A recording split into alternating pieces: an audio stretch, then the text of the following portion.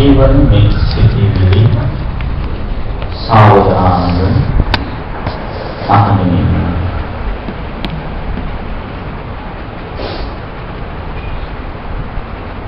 මම වෛර නැත්තෙක් වෙමි මම තරහ නැත්තෙක් වෙමි මම ක්‍රෝධ නැත්තෙක් වෙමි මම දුක් පීඩා නැත්තෙක් වෙමි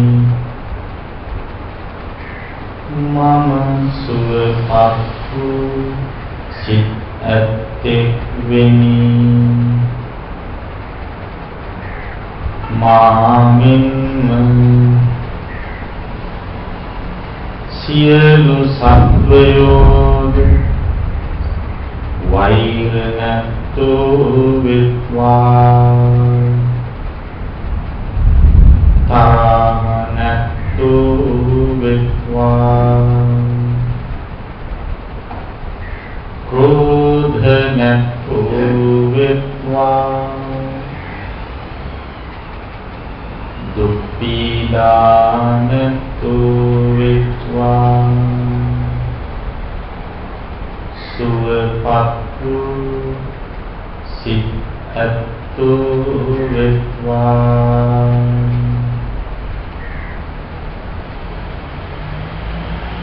මාමින් කෙලෙස් ඇති සත්වයෝද කෙලෙස් නැති සත්වයෝද දික් වූ ශරීර ඇති සත්වයෝද කොට වූ ශරීර ඇති සත්වයෝද ඉතා විශාල ශරීර ඇති සත්වයෝද ඉතා කුඩා ශරීර ඇති සත්වයෝද මහත් ශරීර ඇති සත්වයෝද කිට්ටු ශරීර ඇති සත්වයෝද ඇසින් දුටු සත්වයෝද ඇසින් නොදුටු සත්වයෝද දුරවාසය කරන සත්වයෝද ළඟ වාසය කරන සත්වයෝද මේ ලොව පහළ වී සිටින සත්වයෝද මේ ලොව පහළ වන්නට මව් කුසට වී බලා සිටින සත්වයෝද වෛර නැත්තෝ වෙත්වා තරහ නැත්තෝ වෙත්වා ක්‍රෝධ නැත්තෝ වෙත්වා දුක් පීඩා නැත්තෝ වෙත්වා සුවපත් වූ සිත් ඇත්තෝ වෙත්වා මාමින්ම මාගේ දෙමාපියෝද ගුරුවරයෝද වැඩිහිටියෝද සහෝදරයෝද සහෝදරියෝද ස්වාමි භාර්යාවෝද දූ දරුවෝද නෑදෑයෝද හිතවන්තයෝද අහිතවන්තයෝද නරවත් සත්වයෝද වෛර නැත්තෝ වෙත්වා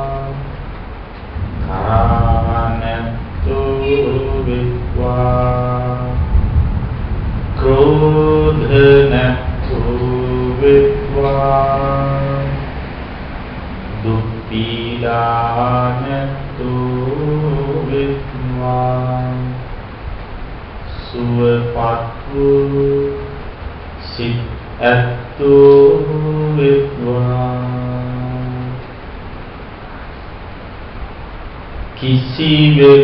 කිසිවෙකුට වෛර නොකෙරේවා නින්දා නොකෙරේවා අවමන් නොකෙරේවා සියලු දෙනාගේම සැප කැමැත්තෝ වෙත්වා සියලු සත්වයෝ සුවපත් වෙත්වා සියලු සත්වයෝ සුවපත් වෙත්වා සියලු සත්වයෝ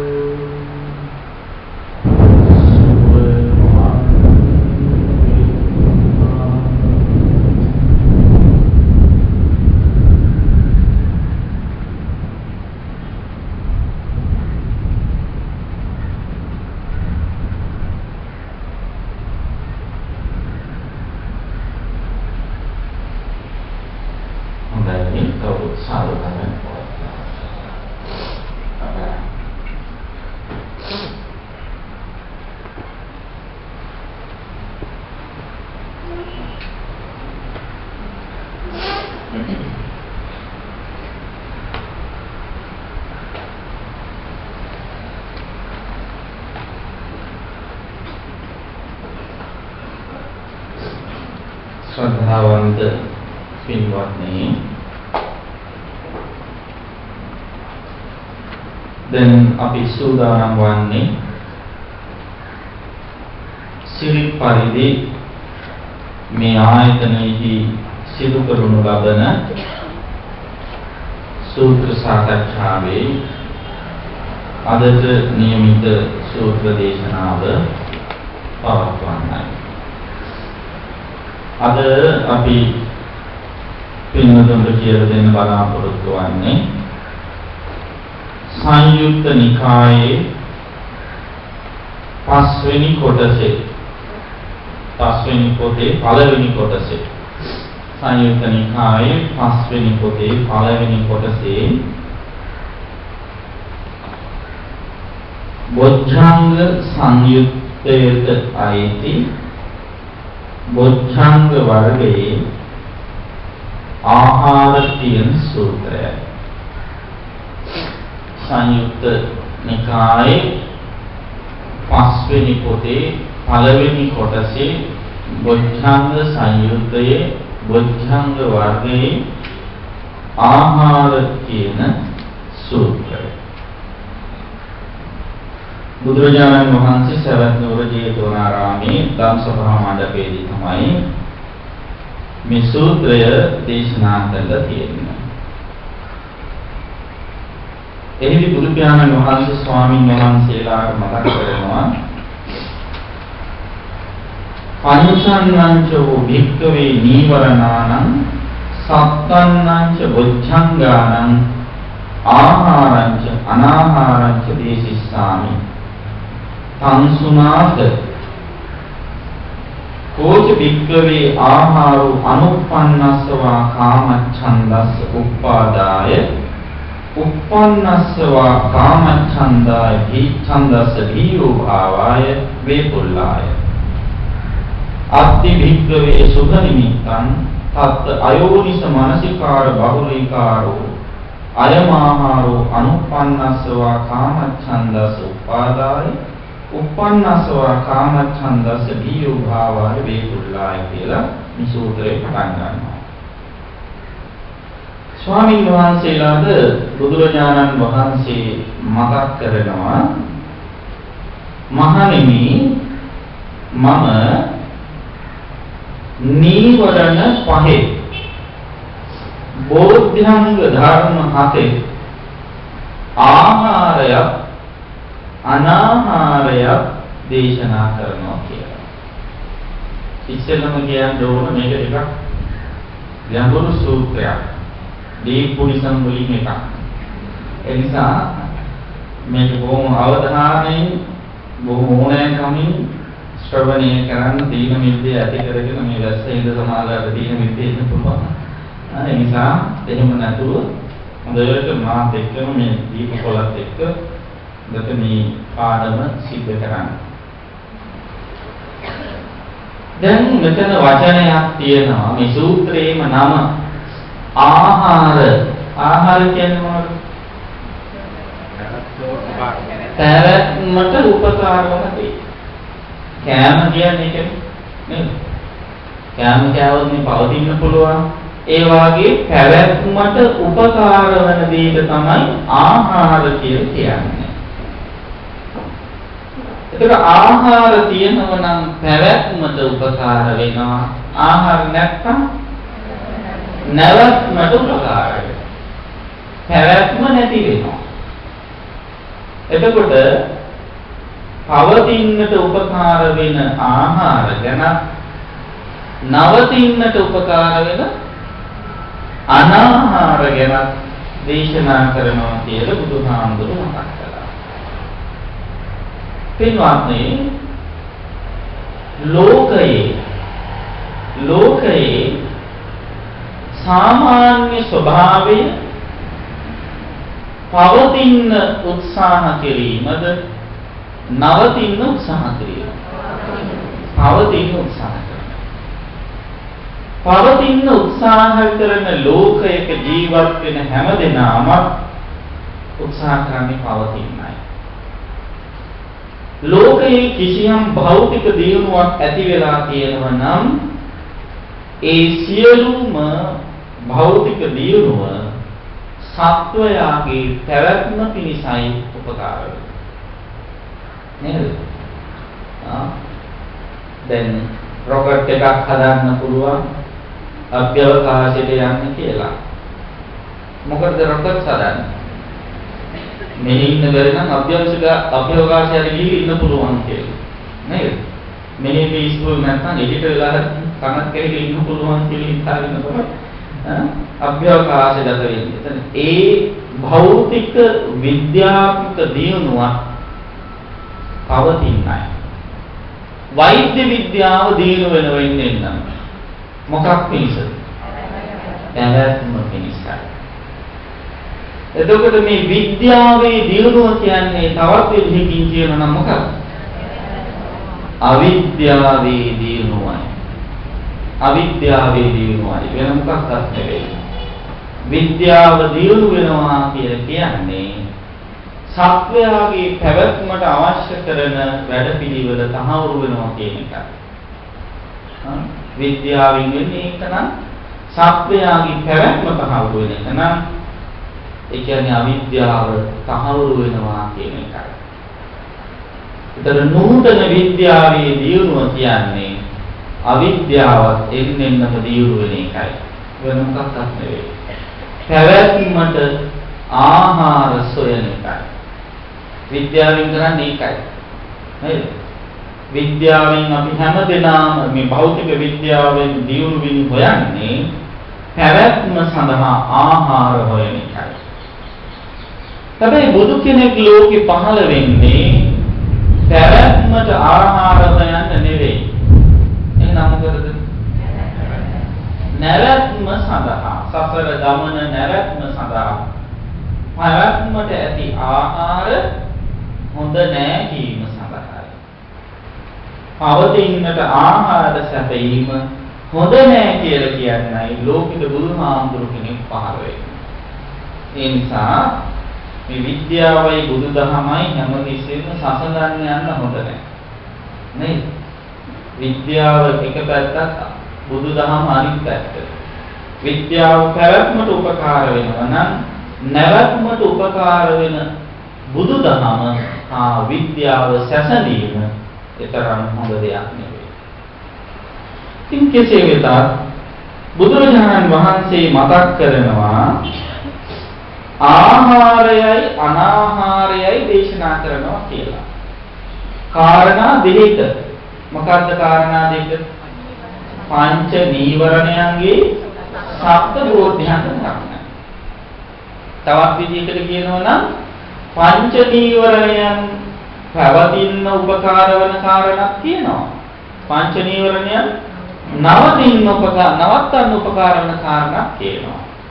සප්ත බෝධ්‍යංග ධර්ම දියුණු වෙන්නට උපකාර වෙන කාරණාවක් කියනවා.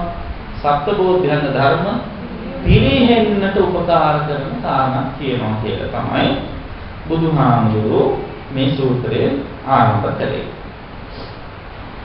දැන් මේ පින්නතුන්ට හොඳටම දැනුමක් තියෙනවා මොනවා ගැනද? පංච නීවරණ ගැන. නීවරණ මොකක්ද තේරුම? නිවන ආවරණය කරන, අහුරවන. නිවන අහුරවන. කෙලෙස් වලට කියනවා පංච නීවරණ. දෙහිම එක පහක් තියෙන නිසා පංච නීවරණ කියලා කියනවා. එතකොට පංච නීවරණ වලින් වෙන්නේ මොකක්ද? නිවර අහුරනවා කියන එකෙන් කරන්නේ මොකක්ද? පළවෙනි උපකාර වෙන එක හරි. නෑ සිතේ ස්වභාවයෙන් කියන්නේ දැන් පංච නීවරණ තියෙන සිතේ. අකුසල බවක් ගන්නවා. ඒ අකුසල ඒ පංච නීවරණ නිසා හිත මොකද වෙන්නේ? ඒක හැමතිස්සෙම අවසල දානවා. වික්ෂිප්ත කරනවා. අවුලවල දානවා. කලබල කරලා දානවා. නොසන්සුන් කරලා දානවා. ඒක තමයි පංච නීවරණ ප්‍රධාන දේ. හිත නොසන්සුන් වුණාම මොකද වෙන්නේ? අවබෝධයට ඒක පහසුයිද? නෑ. ඒක බාධාවක්. නේද? දැන් නිතරම මම ගන්න උදාහරණය ෆෑන් එක. මේ කැරකෙන ෆෑන් එකේ පටුවල දූවිලි තියෙන්න පුළුවන්. දැන් දූවිලි පේනවද? නෑ. ඇයි පේන්නේ නැත්තේ? කැරකෙන නිසා.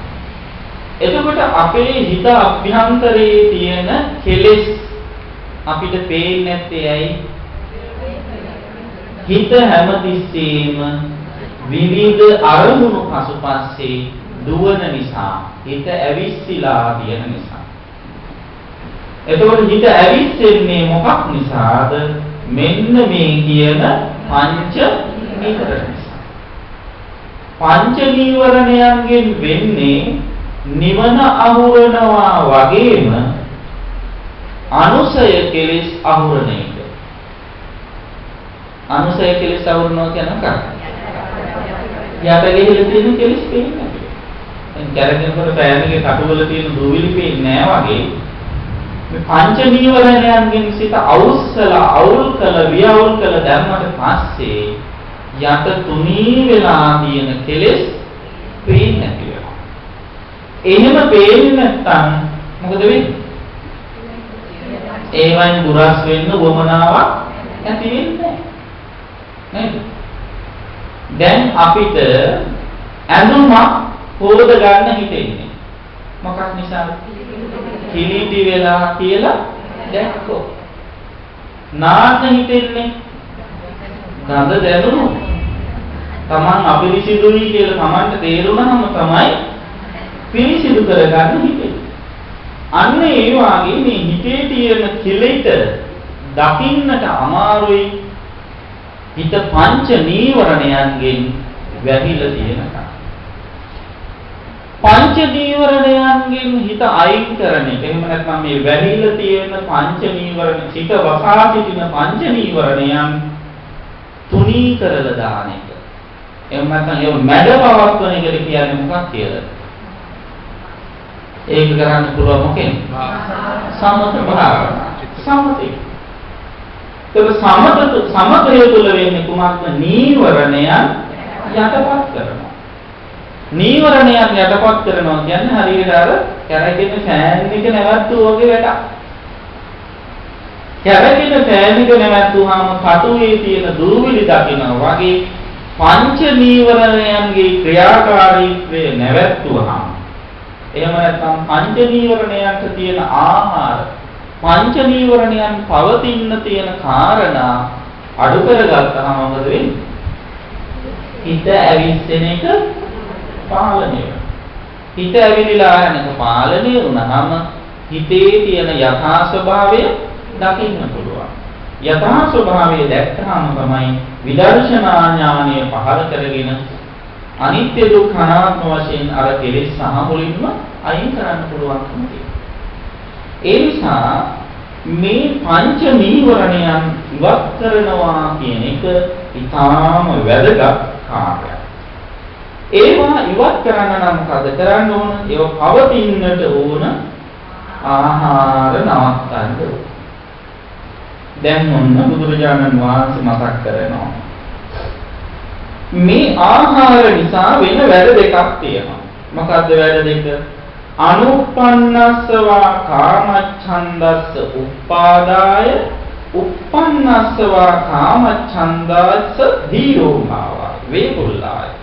නෝපන් කාමච්ඡන්දය උපදවන්නත් පුළුවන් මේ ආහාරයට.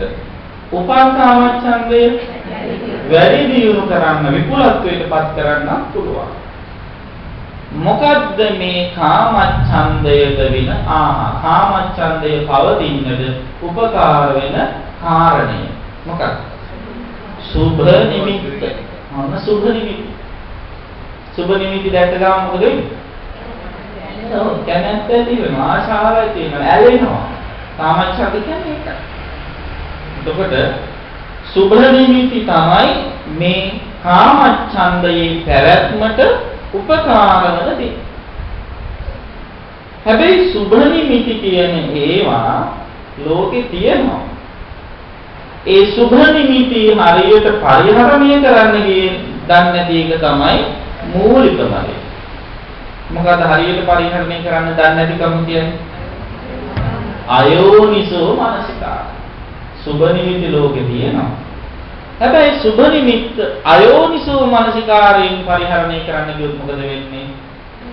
අන්න ඒ දෙකම උපකාර වෙනවා. මොකටද? කාමච්ඡන්දේ වැඩි වෙනවා. අයෝනිසෝ මනසිකාරය කියන්නේ මොකක්ද? නුනුවණින් මෙනෙහි කිරීම. නුනුවණින් මෙනෙහි කරනකොට නූපන් අකුසල් උපදවා ගන්න විදිහට කල්පනා කරනවා. උපන්න කුසල් වැඩි දියුණු වෙන විදිහට කල්පනා කරනවා. නූපන් කුසල් නූපදවන විදිහට කල්පනා කරනවා. උපන් කුසල් නැති වෙන විදිහට කල්පනා කරනවා. ඒක තමයි නුනුවණින් කල්පනා කරනවා. මෝඩ විදිහට හිතන්නේ. බුද්ධිමත්ව හිතන කෙනා තියෙන වටිනා දේවල් තියාගන්නනේ හදන්නේ නේද? නැති වටිනා දේවල් ඇති කරගන්න හදනවා. මෝඩය මොකද කරන්නේ? තියෙන වටිනාකම් නැති කර ගන්නවා. ඊළඟට නොවටිනා දේවල් ලං කර ගන්න වැඩි දියුණු කර ගන්න. ඒක තමයි මෝඩකමේ ලක්ෂණය. එතකොට නුනුවණින් කල්පනා කරන කෙනා අයෝනිසෝ මනසිකාරයෙන් කල්පනා කරන කෙනාට සුබ නිමිත්තක් ආවම මොකද වෙන්නේ? එයා ඒකේ ඇලෙනවා. ආශාවෙන් බැඳෙනවා. ඒ ඇලීමයි බැඳීමයි උපයෝගී කර ගන්නවා. නූපන් අකුසල් උපදවා ගන්න. උපන් අකුසල් වැඩි දියුණු කරන්න. නූපන් කුසල් නූපදවන්නයි.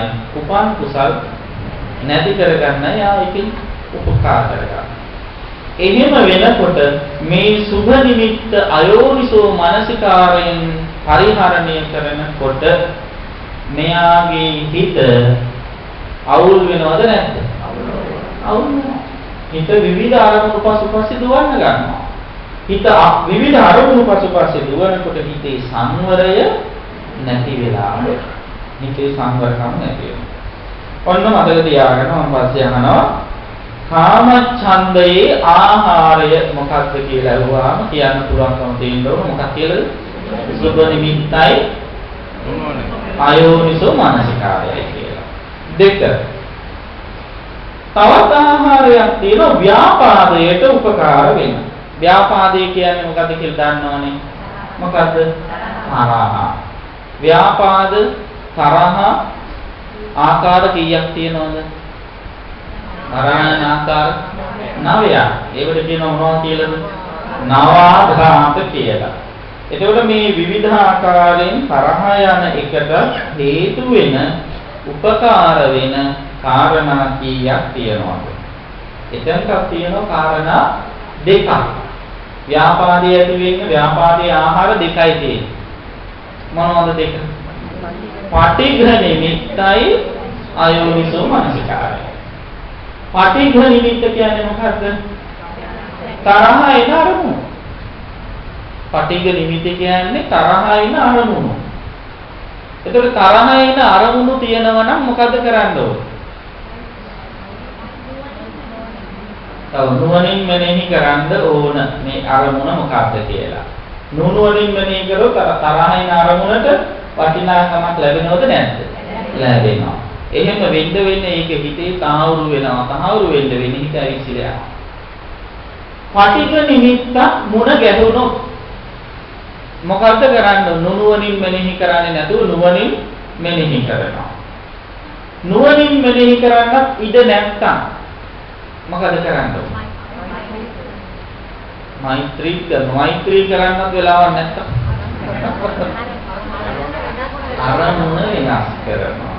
නිමිත්ත බැහැර කරනවා. පටිඝ නිමිත්ත.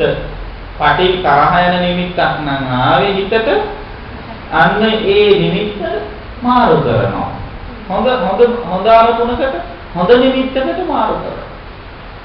එහෙම නැත්නම් එතනින් දැන් ඔන්න අපි හිතමු අපි දන්නවා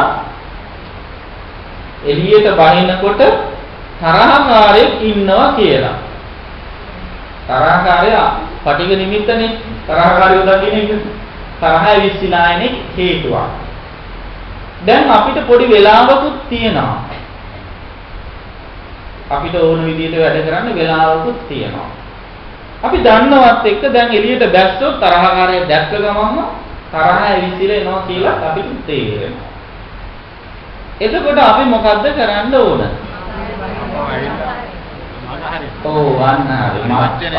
එළියට යන්නේ නැතුව පොඩ්ඩක් මගහැරලා පරිවර්ජනාව පහකට. මම මොකද යාට ආයේ මේ බය වෙන්නේ මම ගිහිල්ලා කතා කරන්න ඕන එකක් කියලා. ගිහිල්ලා එහෙම ගැටෙන්න යන්න ඕනේ. ඉස්සරහා තියෙන්නේ පටිඝ නිමිත්තක් නම් ඒ පටිඝ නිමිත්ත මඟ හරින්න පුරුදු වෙන්න ඕනේ. ඒකත් එකට එළින්සකට යන්න හොඳ නැහැ. දැන් උදාහරණයකට ගත්තොත් පාරේ යනකොට අසුචි තියෙනවා. නේද? අසුචි තියෙන එහෙම නැත්නම් සර්පයෙක් ඉන්නවා පාරේ. එතකොට මොකද කරන්නේ? මගේ හැරලා යන්නේ අසුචි ගොඩේ වැටෙන්නේ යන්නේ ඒව ගා ගන්න යන්නේ සර්පයා ඉන්නව නම් බලෙන් කවා ගන්න යන්නේ නේද වෙන තැන පාරකුත් තියෙනවා නම් එතනින් මගේ හැරලා යන්න ඒකෙම ගිහිල්ලා ගැටෙන්න යන්න ඕන නැහැ ඒකත් එක්කම පැටලෙන්න යන්න ඕන නැහැ එහෙම වුණාම වෙන්නේ පිරිහිලා යන එකයි තමන්ම ආධ්‍යාත්මිකව පිරිහෙනවා එතකොට ඔන්න ඒ නිසා පටිඝ නිමිත්ත තේරුම් ගන්න ඕන ඒකට පටිඝ නිමිත්ත තරහ වෙන අරමුණු අපිට තියෙනවා. ඒ තරහ වෙන අරමුණු නිසා ව්‍යාපාදයේ පවතිනවා. හැබැයි පටිඝ නිමිත්ත අයෝනිසෝ මනසිකාරයෙන් පරිහරණය කළොත් තමයි මේ ඔක්කොම වෙන්නේ. ඒ නිසා මෙතන මේ නිමිත්ත නෙවෙයි ප්‍රබල. මොකද්ද ප්‍රබල? යෝනිසෝ මනසිකාරය හෝ අයෝනිසෝ මනසිකාරය. ඒ නිමිත්ත ඒ අරමුණ අපි පරිහරණය කරන ස්වභාවය ඒ කියන්නේ මේ තරහ ඇති වෙන්න මිනිස්සුන් නිසාම නෙවෙයි තරහ ඇති වෙන දේවල් නිසාමනේ තරහ යනවා මිනිස්සුන්ට ඕන හේතුවක් නිසා නේද සමහරුන්ට වැස්ස නැති වුණාම තරහ යනවා වැස්ස වැඩි වුණාම තරහ යනවා නේද එක හේතු තියෙනවා තරහ යන. නිකම්ම මේ අනිත් අය බනින්න ඕනේ නැහැ. අනිත් අය අපිට ගහන්නව රිදවන්නම ඕනේ නැහැ. විවිධ හේතු නිසා අපිට මේ තරහ ඇති වෙනවා. එතකොට ඒ අනුව බැලුවහම මේ පටිඝ නිමිති කියන්නේ හැමතැනම තියෙනවා. නේද? එන පාරේ පුටුවක් තිබ්බොත් තමයි ආයේ ඒ පුටුවත් පටික නිමිත්තක් ඉන්න පුළුවන්. මේක පාර මැදම දිවුවනේ කිය විතරක්. ඊට පස්සේ ඔන්න පුටුවට පයින් ගහලා තවත් යදව ගන්නවා. එහෙමයි කොච්චර ඉන්නවා නේද? එතකොට මේ නිමිත්තම නෙවෙයි මෙතන ප්‍රබල. නිමිත්ත උපකාරයක් වෙන බව ඇත්තයි. හැබැයි නිමිත්ත අයෝනිසෝ මනසිකාරයෙන් පරිහරණය කරන්න ගියාම තමයි මේක ව්‍යාපාදයට තරහට ප්‍රබල ආහාරයක් බවට පත් වෙන්නේ. එතකොට ඔන්න තරහ පවතින හේතු දෙකයි. පටිඝ නිමිත්තයි අයෝනිසෝ මනසිකාරය. ඊළඟට තීන මිද්ද නීවරණ ධර්මය. වෙනතුන් දන්නවා තීන මිද්දේ කියන්නේ මොකක්ද කියලා. මොකද්ද තීන මිද්ද කියන්නේ? තීන කියලා කියන්නේ සිතේ ඇතිවන කම්මැලිකම. මිද්ද කියන්නේ සිතිවිලි වල ඇතිවන චෛතසික වල ඇතිවන කම්මැලිකම. එතකොට මේ සිතේ සිතිවිලි වල ඇතිවන කම්මැලිකම විස්තර කරලා ඒ කම්මැලිකම ඇති වෙන්න හේතු කීපයක් දීලා තියෙනවා. මොකක්ද? අරති, තන්දි, විජම්භිතා, භක්ත සම්මදෝ, චේතසෝච ලීනක්ඛ. අරති කියන්නේ මොකක්ද? අරති කියන්නේ නොයැලීම. ඊළඟට තන්දි කියන්නේ මොකක්ද? දීලා දෙනවා කියන්නේ මොකක්ද? තෙමරිය. දැන් බලන්න පාලි වලටම කැටියම හරි දෙන්නා. ඒක දැනගන්න ඕන නිසා මම ඔය වචනේ දන්නේ. තන්දි තෙමරිය කියන්නේ මොකක්ද? තෙමරිය කියන්නේ අල්මරිය වගේ එකක්. තෙමරිය කියන්නේ අලස කමටයි. නිදිමත ගතියට කියන තවත් නමක්. අලස බව. ඊළඟට විජම්භිතා කියන්නේ මැලි විලා හැකිලිලා. අර නිකන් මැලි කඩන්නේ නෙවෙයි. මැලි කඩනවා කියලා කියනවා. ඒ කඩන්නේ මැලි කමට. අර ඇඟ අකුල්ලු වල ගන්නෙ අන්න ඒ කම්මැලිකම. ඊළඟට භක්ත සම්මාද. බත් මතය. කාල වැඩි වුණාම කියන්නේ ওই තීන විද්‍යාව තියෙන හේතු. දැන් පොයේ දවසට සිල් සමාදන් වුණාම දානින් පස්සේ ඔන්න ඔය කීප ටික ඔක්කොම බලා ගන්න පුළුවන්. නේද? තීන විද්‍යාවත් එක කට්ටියට හොයේ දෙන ඒවා ඔක්කොම ටික බලා ගන්න පුළුවන්. හරියට විමසිල්ලෙන් හිටියොත්. ඊළඟට චේතසෝ ලීනක්ඛ. සිතේ සංගරුණු ගුලි ගැහිලා හැකිලිලා යන දලීනත්වය කියන්නේ ඒකයි. සිතේ ඇතිවන හැකිලුන ස්වභාවය. ඒ එහෙම වෙන්නේ කම්මැලිකම නිසා. තීන මිද්දේ නිසා. එතකොට දැන් මෙන්න මේ තීන විදිහට උපකාර වෙන දේවල්. අරති, තන්දි, විජම්භිතා, භක්ත සම්මදෝ, චේතසෝච ලීනත්තා. ඊට පස්සේ අනිත් කාරණය තමයි අයෝනිසෝච මනසිකාරය.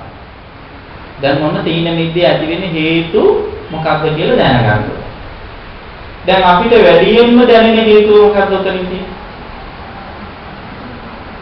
අරතියද, තන්දියද, විජම්භිතාවද, භක්ත සම්මදෝද, චේතසෝච ලීනත්තා. වැඩියෙන් අපිට නිකන් දැනෙන්නේ හිතටයි ගතටයි දෙකටම දැනෙන්නේ බත් මතය නේද? ඒක තමයි වැඩියෙන්ම දැනෙන්නේ. ඒකවල ඔන්න තීන විද්‍යාව ඇති වෙන්න ප්‍රධානම හේතුවක් කියලා දැනගන්න. ඒ නිසා අඩුවෙන් කන්න පුරුදු වෙන්න ඕන. ඊළඟ කාරණය තමයි කෝච බික්කවේ ආහාරෝ අනුප්පන්නස්සවා උද්ධච්ච කුක්කුච්චස්ස උපාදාය උප්පන්නස්සවා උද්ධච්ච කුක්කුච්චස්ස බියෝ භාව වේපොල්ලා. උද්ධච්ච කුක්කුච්ච කියන්නේ මොකක්ද? නොසන්සුන්කම. කුක්කුච්ච කියන්නේ පසුතැවීම. පසුතැවෙන්නේ මොනවද? තමන්ට කරගන්න බැරි වෙච්ච දේවල් ගැන කල්පනා කරලා ඉවර වෙලා පසුතැවෙනවා. පසුතැවීම හොඳයි නෑ. ඒ සමහර මෙහෙම පසුතැවෙන්නේ අනේ මට මේ තරුණ කාලේ සිල් සමාදන් වෙන්න බැරි වුණානේ කියලා පසුතැවිලි වෙනවා. හොඳයිද? නෑ. එහෙම හරි පසුතැවිලි වෙන එක හොඳ නෑ. එහෙනම් මොකද කරන්නේ? ඔව් අතීතය ගැන හිතන්න යන්න හොඳ නෑ. අර තේමිය කියලා රජකුමාරයෙක් හිටියනේ නේද? ඒ තේමිය රජකුමාරයා අපායේ ඉපදිලා ඉඳලා රජ කුලයක ඉපදුනා. අපායයන් හේතුව දවස් 3ක් රජකම් කළා. දවස් 3ක් රජකම් කළා අවීචියේ ඉපදිලා හිටිය කල්ප ගානක්. අවුරුදු 12ක් රජකම් කරනයි කොහේ යයිද නේද? එතෙන් දැන් ඔන්න ඔය විදියට මෙයාට මේ රජකම මතක් වෙච්ච මේ රජ කුලයක ඉපදුනේ. දැන් රාජ පුත්‍රයාට ආපහු ඉතින් පියවරුමෙන් නිරායාසයෙන්ම ආයි ඡන්දෙ ඉල්ලන්න ඕනේ නිකම්ම ලැබුණ ඉස්සර කාලේ. ඒ නිසා රජ කුලයේ ඉපදුනොත් අනිවාර්යයෙන්ම රජ වෙන බව මෙයාට තේරුණා. ජාති ස්මරණ ඥානෙ පහළ වෙලා. ඉතින් මෙයා ඉපදිච්ච දවසේ ඉඳලා ගොළුෙක්, අන්ධයෙක්, බීරෙක්, කොරෙක් වගේ අකුළු වගෙන අත් දෙකත් අකුළු වගෙන ඇඳේම ජරා කර කර හිටියා.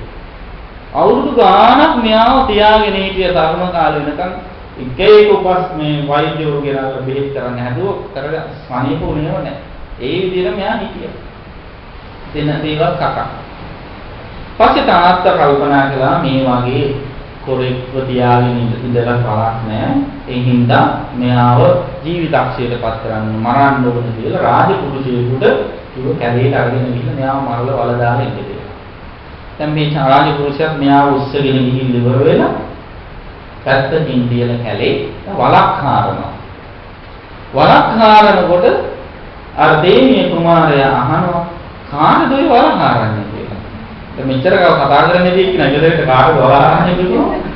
හරි බුදුම හිතුණා අර මනුස්සයට. ඉතින් කිව්වා මේ ඔබතුමා වෙනුවෙන් ඔබතුමා මරලා වල දාන්න කියලා තාත්තා කිව්වා පොරෙන් දීලෙන් ගොළුෙක් වගේ හිටපු නිසා ඒකයි නේ. පස්සේ තේමී කුමාරයා අර මිනිස්සුන්ට විස්තරය කියලා දුන්නා මම මෙහෙම හිටියේ මෙන්න මේ හේතුව නිසා.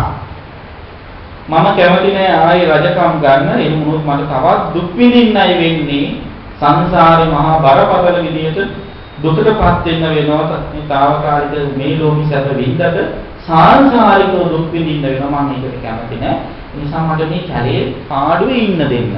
ඔයා ගිහිල්ලා කියන්න තාත්තට මම මෙහෙම මරලවල දැම්මයි කියලා කියන්න. ඉතින් එකඟ වෙලා ඒ විදිහට මෙයා ජීවිත දානය දුන්නා. ඉතින් ඊට පස්සේ කැලේ තියෙන කොළ ගෙඩි ආදී කතා මෙයා ආපසවේශයක් මාවාගෙන ජීවත් වෙනවා. කාලයක් අවුරුදු ගණනාවක් ගියාට පස්සේ මේ රාජපුරුෂයා මේ රජුරවන්ට මේ කතාව කිව්වා. කිව්වම තාත්තට පුතා බලන්න ගොඩාක් ආස හිතුණා. ඒක දැන් ඔන්න පිළිවෙලක් එක්ක එනවා. දැන් මේ තාත්තා හිතාගෙන ඉන්නේ කැලේ ඉඳලා කන්න නැතුව කෙට්ටු වෙලා හොඳටම කළු වෙලා ආව පැහැ ගැඹුලා ජරා ජීවිත වෙලා ඇති කියලා. ඉතින් එහෙම හිතාගෙන එනකොට මේ දරුවා මේ කුමාරය බොහෝම ලස්සනට බොහෝම හොඳ ප්‍රසන්න ස්වභාවයෙන් යුක්තව ඉන්නවා. එහෙම ඉන්නව දැක්කහම මේ තාත්තට හරිය පුදුමයි. පුදුම හිතිලා අහනවා හරියට කන්න අදින්නත් නැතුව ඉන්නේ කොහොමද ඔබත් මෙච්චර ලස්සනට ඉන්නේ කියලා. ඒ පැහැපත්ව ඉන්නේ කියලා හිතුවා. අන්නේ වෙලාවේදී කුමාරයා කියනවා ගාථාවක්. අතීතං නානුසෝචාමි නප්පජප්පාමි නාගතං. පච්චුප්පන්නේන යාපේමි තේන වන්නෝ පසීදති. මම අතීතං නානුසෝචාමි. අතීතය ගැන හිතා දුක් වෙන්නේ නැහැ. මට මේව කරන්න බැරි වුණා මේව මගේ අතින් වුණා කියලා කරපු පව් ගැන හිතා දුක් වෙන්නේ නැහැ. කරන්න බැරි වෙච්ච හොඳ දේවල් ගැන හිතා කම්පා වෙන්නේ නැහැ. ඒක කම්පා වෙන එකට තමයි කුක්කුච්ච කියලා කියන්නේ. අතීතං නානුසෝචාමි නප්පජප්පාමි නාගතං. අනාගතය කියන්නේ පැමිණිච්ච නැති එකක්. ආපු නැති අනාගතය ගැන ඕනෝට වැඩිය මම පතුම් පොඩි බඳගෙන ඒවට ඇලී ගලී වාසය කරන්නේ නැහැ. පච්චුප්පන්නේන යාපේමි. වර්තමානයේ තුල මම ජීවත් වෙනවා. එදිනෙදා මුහුණ දෙන අත්දැකීම් මුහුණ දෙමින් මම මගේ හිත හදා ගන්නවා. තේන වන්නෝ පසේද දෙකයි මම මේ හොඳට ප්‍රසාදේ වර්ණයේ පැහැපත් වෙලා ලස්සනට ඉන්න හේතුව ඒකයි කියන්නේ. එතකොට අතීතය ගැන පසුතැවෙන එක හොඳ දෙයක් නෙවෙයි. නිසා මට මේක කරගන්න බැරුණානේ මට දාන තියෙන කාලේ දන් දී ගන්න බැරි වුණානේ කියලා සමහරව පසුතැවෙනවා. තියෙන කාලේ දී ගන්න බැරි වුණා නම් නැති කාලේ ඕන තරම් දන් දීපුවා ඉන්නවා.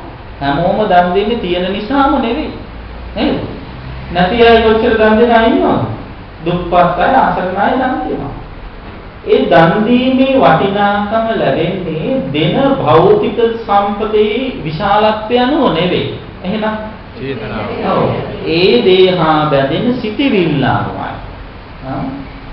පුංචි සිටිවිල්ලකින් ගොඩාක් ලොකු දෙයක් දෙනවට වැඩිය ගොඩාක් ලොකු සිටිවිල්ලකින් පුංචි දෙයක් හරි දෙනවා නම් ඒකයි අගේ කරන්නේ.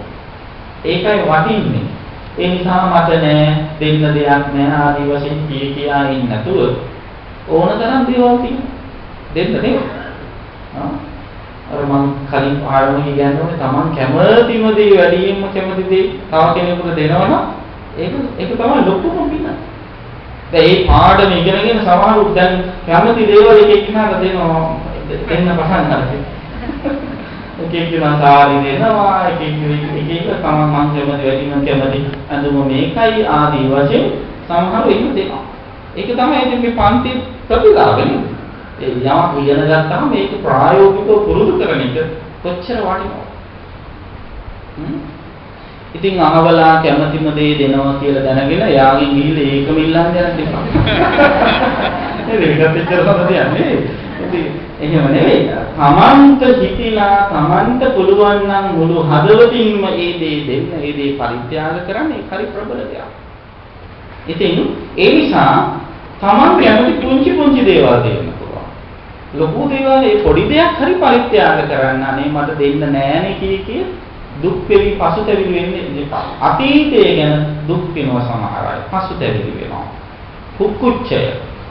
ඉතින් ඉක්ුත් වූ අතීතය ගැන දුක් වෙවි ඉන්නේ නැතුව ලැබිච්ච වර්තමානයේ මේ අවස්ථාවෙන් ප්‍රයෝජන ගන්න පුරුදු වෙන්න. ඉතින් කුක්කුච්චයට හේතු වෙන කාරණා කීපයක මතක් කරලා තියෙනවා. මොකද්ද? චේතසෝ අවුපසමෝ තත්ත අයෝනිස මානසිකාර බහුලීකාරෝ. ඔව්.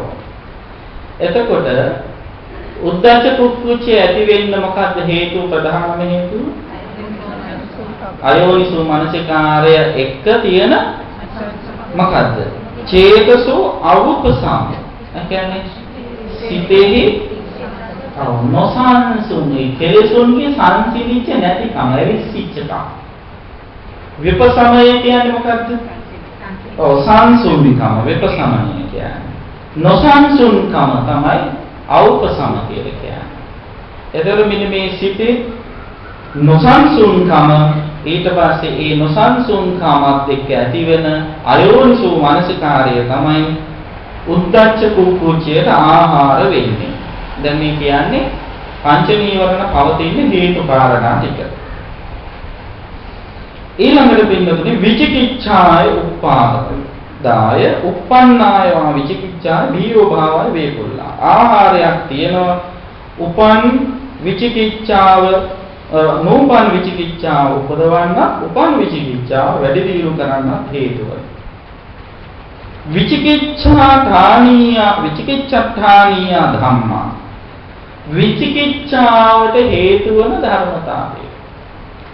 විචිකිච්ඡාවට හේතු වන ධර්ම අතරින් ප්‍රධානම ධර්මයක් තමයි මොකක්ද? පළවෙනි එක තමයි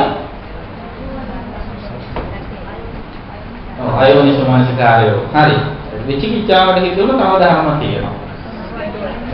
නොදැනුවත්කම පළවෙනි එක.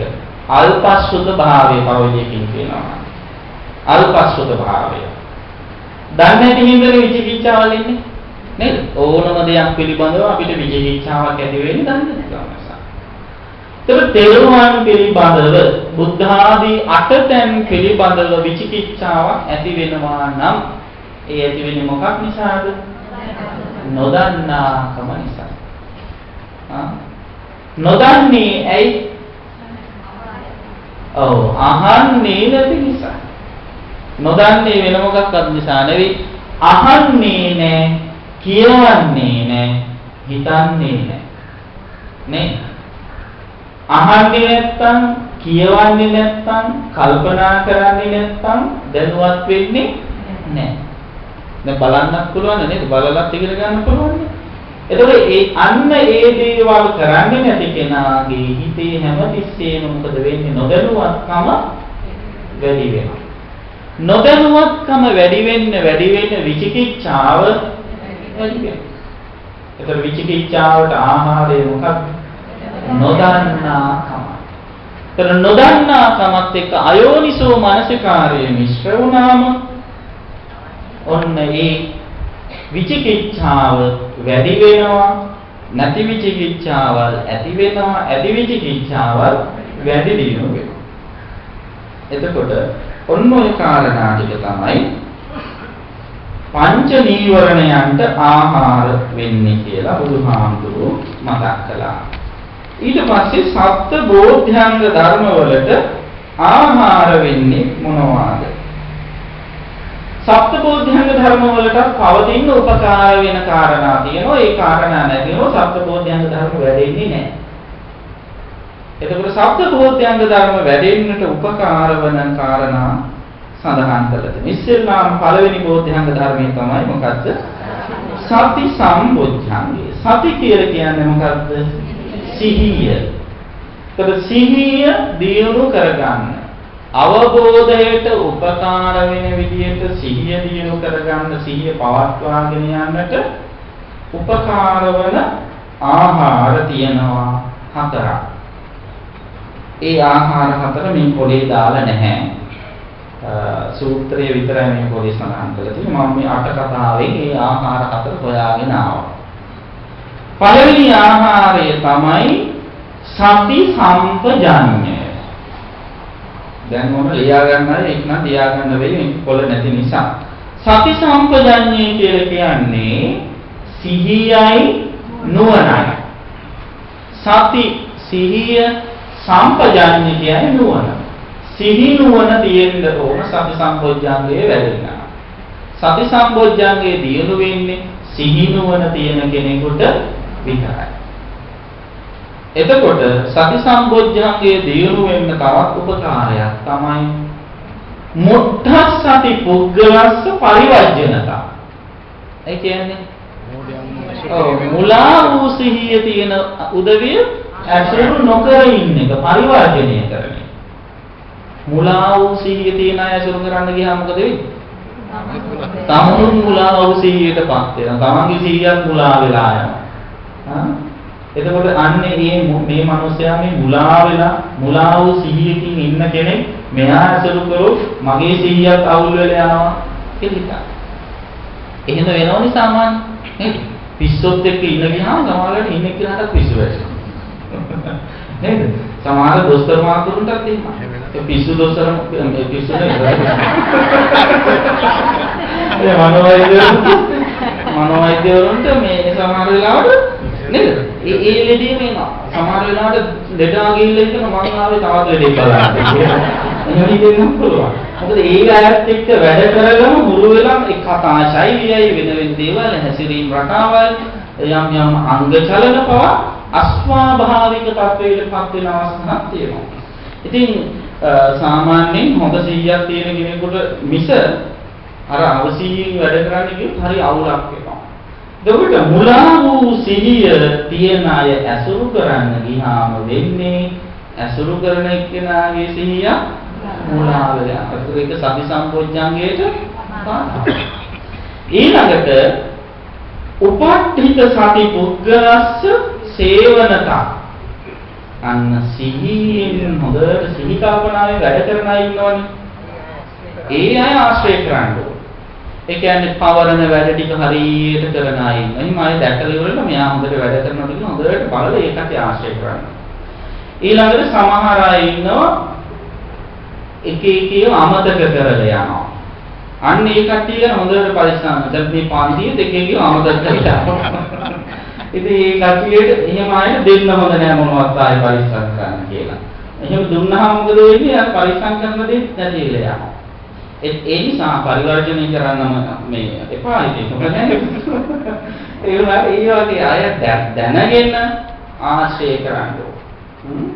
එතකොට සිහි සැලකිල්ලෙන් සමහර හරියට පිළිවෙලට වැඩ කරනවා.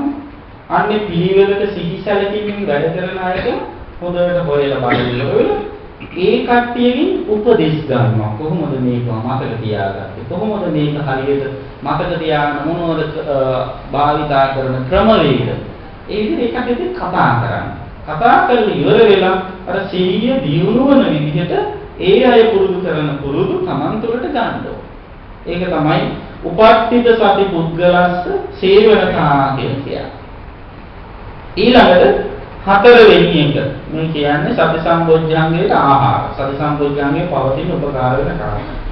තදධි මුක්තතා. තදධි මුක්තතා කියලා කියන්නේ සති සම්බොජ්ජංගයේම තදින් ඇලී වාසය කරන. තදින් ඇලී වාසය කරනවා කියන්නේ සතියම දියුණු වන විදිහට කටයුතු කරන. සතියම සිහි කල්පනාවම දියුණු වන විදිහට පුළුවන් තරම් උත්සාහයෙන් කටයුතු කරන්න ඕන. තදදී මුත්ත කියන්නේ ඒකයි. ඔන්න ඔය කියන කාරණා හතර සති සම්බොජ්ජංගයේහි ආහාරය හැටියට දක්වලා තිබෙනවා. එතකොට මේ කාරණා ටික කාට හරි කෙනෙකුට තියෙනවා නම් එයාට නූපන් සති සම්බොජ්ජංගයේ උපදවා ගන්න උපන් සති සම්බොජ්ජංගය වැඩි දියුණු කරන්න ඒක උපකාර වෙනවා. එතකොට මේ කාරණා කාට හරි නැත්තම් මේ කාරණා නැත්තම් එයාගේ සති සම්බොජ්ජංගය මොකද වෙන්නේ? පිරිහිලා පැවැත්මක් නැහැ. සති සම්බොජ්ජංගයේ පවතින මේ කාරණා මේ ආහාර හතර නිසා නම් මේ ආහාර නැත්තම් සිහිය පිරිහිලා යනවා. අන්න මතක තියාගන්න. එතකොට දෙවැනි කාරණය ධම්ම විචය සම්බොජ්ජංගය. ධම්ම කියන්නේ ධර්මතා. විචය කියන්නේ මොකද්ද? විමසා බලා විචාරාත්මකව තේරුම් ගන්න පුළුවන් හැකියාව. ධර්ම කාරණා හොඳට විමසලා බුද්ධිමත්ව කල්පනා කරලා විමර්ශනා කරන කෙනා තමයි ඒක අවබෝධ කරගන්න පුළුවන්. ඒක බෝධියට උපකාරයක්, අවබෝධයට උපකාරයක්. එතකොට ධම්මවිචේ සම්බොජ්ජංගයට උපකාර වෙන ආහාර තියෙනවා. දැන් මේ හැම ආහාරයක් එක්කම යෝනිසෝ මනසිකාරයක් තියෙන බව මතක තියාගන්න. කලින් එකත් එහෙමයි. එතකොට ධම්මවිචේ සම්බොජ්ජංගයට ආහාර වෙනවා මොකද්ද? පළවෙනි එක පරිපුච්ඡකතා. පරිපුච්ඡකතා කියන්නේ විමසා දැනගන්න බව. දැන් නිකම්ම නෙවෙයි මොකක් හරි කිව්වාම ඒක එහෙමම අහගෙන මතක තියාගන්න එක නෙවෙයි. ඔව් ප්‍රශ්න අහලා විමසලා ඉවර වෙලා සැකයක් තියෙනවනම් අන්නේ සැකේ දුරු කරගන්න. ඒතර ධර්ම කාරණා පිළිබඳව නිකම්ම ඉඳලා හරියන්නේ. විමසන්න ඕන. නේද? බණ ඉවර වුණාට පස්සේ හරි විවේක තියෙන වෙලාව පිළිවෙල විමසන්න ඕන. හරිම ෂෝක් බණක් කියලා සමහරව කියනවා. හැබැයි කියපු එක්කෙනා අහපු එක්කෙනාගෙන් විමසනකොට මතක නැහැ. ෂෝක් එක මොකක්ද කියලා. නේද? එහෙම හරියන්නේ නැහැ. ඒ නිසා ඒ කියන දේ හොඳට මතක තියාගෙන ඉවර වෙලා ඒක ගැන ප්‍රශ්න අහලා තව තමන්ගේ මේ ඒ දැනුම තහවුරු කරගන්න ඕන. ඊළඟට කාරණයක් තියෙනවා වස්තු විසද කිරියතා කියලා. වස්තු විසද කිරියතා කියලා කියන්නේ මොකද්ද? ආධ්‍යාත්මික බාහිර වස්තුන්ගේ තත්ත්වය පැහැදිලි කරගන්න. ඒ කියන්නේ ආධ්‍යාත්මික බාහිර වස්තුන් තියෙනවනේ. මොනවද ආධ්‍යාත්මික වස්තු? ඇහැ කන නාසය දිව ශරීරය කියලා මේ දේවල් ආධ්‍යාත්මිකයි. බාහිර වස්තු රූප ශබ්ද ගන්ධ රස ස්පර්ශ කියන බාහිරයි. රූප වේදනා සංඥා සංඛාර විඥාන කියන ඒවා ආධ්‍යාත්මිකයි. අන්න බාහිරව තියෙන වෙනස් වස්තුන්. අන්න ඒව හරියට තේරුම් ගන්න ඕන. පළවෙනි කාරණය. ඊළඟට ඒවා වස්තු විෂදතා කියලා කියන්නේ ඒවා හොඳට පිරිසිදු කරගන්න. ඒවා හොඳට දැනගන්නවා වගේම ආධ්‍යාත්මික වස්තුන් හොඳට දැනගන්නවා වගේම බාහිර වස්තුන් හොඳට දැනගන්නවා වගේම පවිත්‍රතාවය ඒවා හොඳට පිරිසිදුව තියෙන තරමට තමයි වටහා ගන්න පුළුවන්. නේද? දැන් ඇහැ කියලා කියන්නේ මොන වගේ එකක්ද කියලා දැනගන්න නම් ඇහැ කිලුට තිබිලා හරියන්නේ නැහැ. පිරිසිදුව තියාගන්න ඕන. දැන් ඇහෙන් වෙන වැඩේ හරියට කරන්නත් පුළුවන් ඇහැ පිරිසිදුව තියෙන තරමටනේ. නේද? ඇහෙන් වෙන වැඩේ මොකක්ද? බලන එකනේ. හරියට බලන්න නම් මොකද වෙන්නේ? ඔව් ඇහි කබ තිබිලා හරියන්නේ නැහැ. නේද? කබෙන් මනින් කරලා ඉවරලා ඇහැ අවුල සුද්ධ කරලා තියෙන්න ඕන. නැත්නම් රූපෙත් බලන රූපෙත් කබ පේනවා. නේද? එතකොට ඒ වගේ දැන් මේකට ලස්සන උදාහරණයක් දෙලා තියෙනවා. කිලිටි වෙච්ච තෙල් දාලා ඉවර අපිරිසිදු තෙල් දාලා පහනක් පත්තු කරනවා. එතකොට මොකද වෙන්නේ? ඔව් අර පහන් දෙලෙත් අපිරිසිදුයි තෙලුත් අපිරිසිදුයි ඒ වුණාම දැල්වෙන දැල්ලක් අව පැහැගෙන වෙනවා.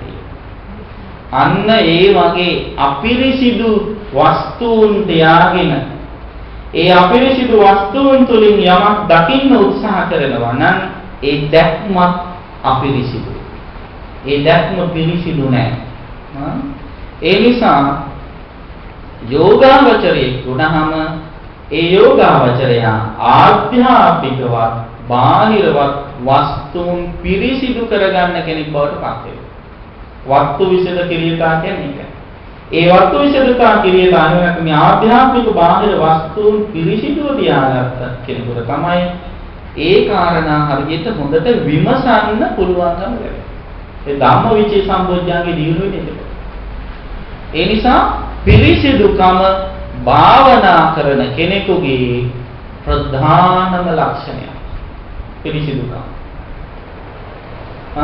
දැන් ගොඩාක් අය හිතාගෙන ඉන්නේ භාවනා කරනවා නම් සමහරව හිතාගෙන ඉන්නේ හරිම සරලයි චාම් ඒ නිසා ඒ තැනත්තා පිළිබඳ අමුතු විදියට හිතන බොහොම රළු පැවැත්මකින් ඉන්න කෙනෙක් කියලා හිතනවා නේද?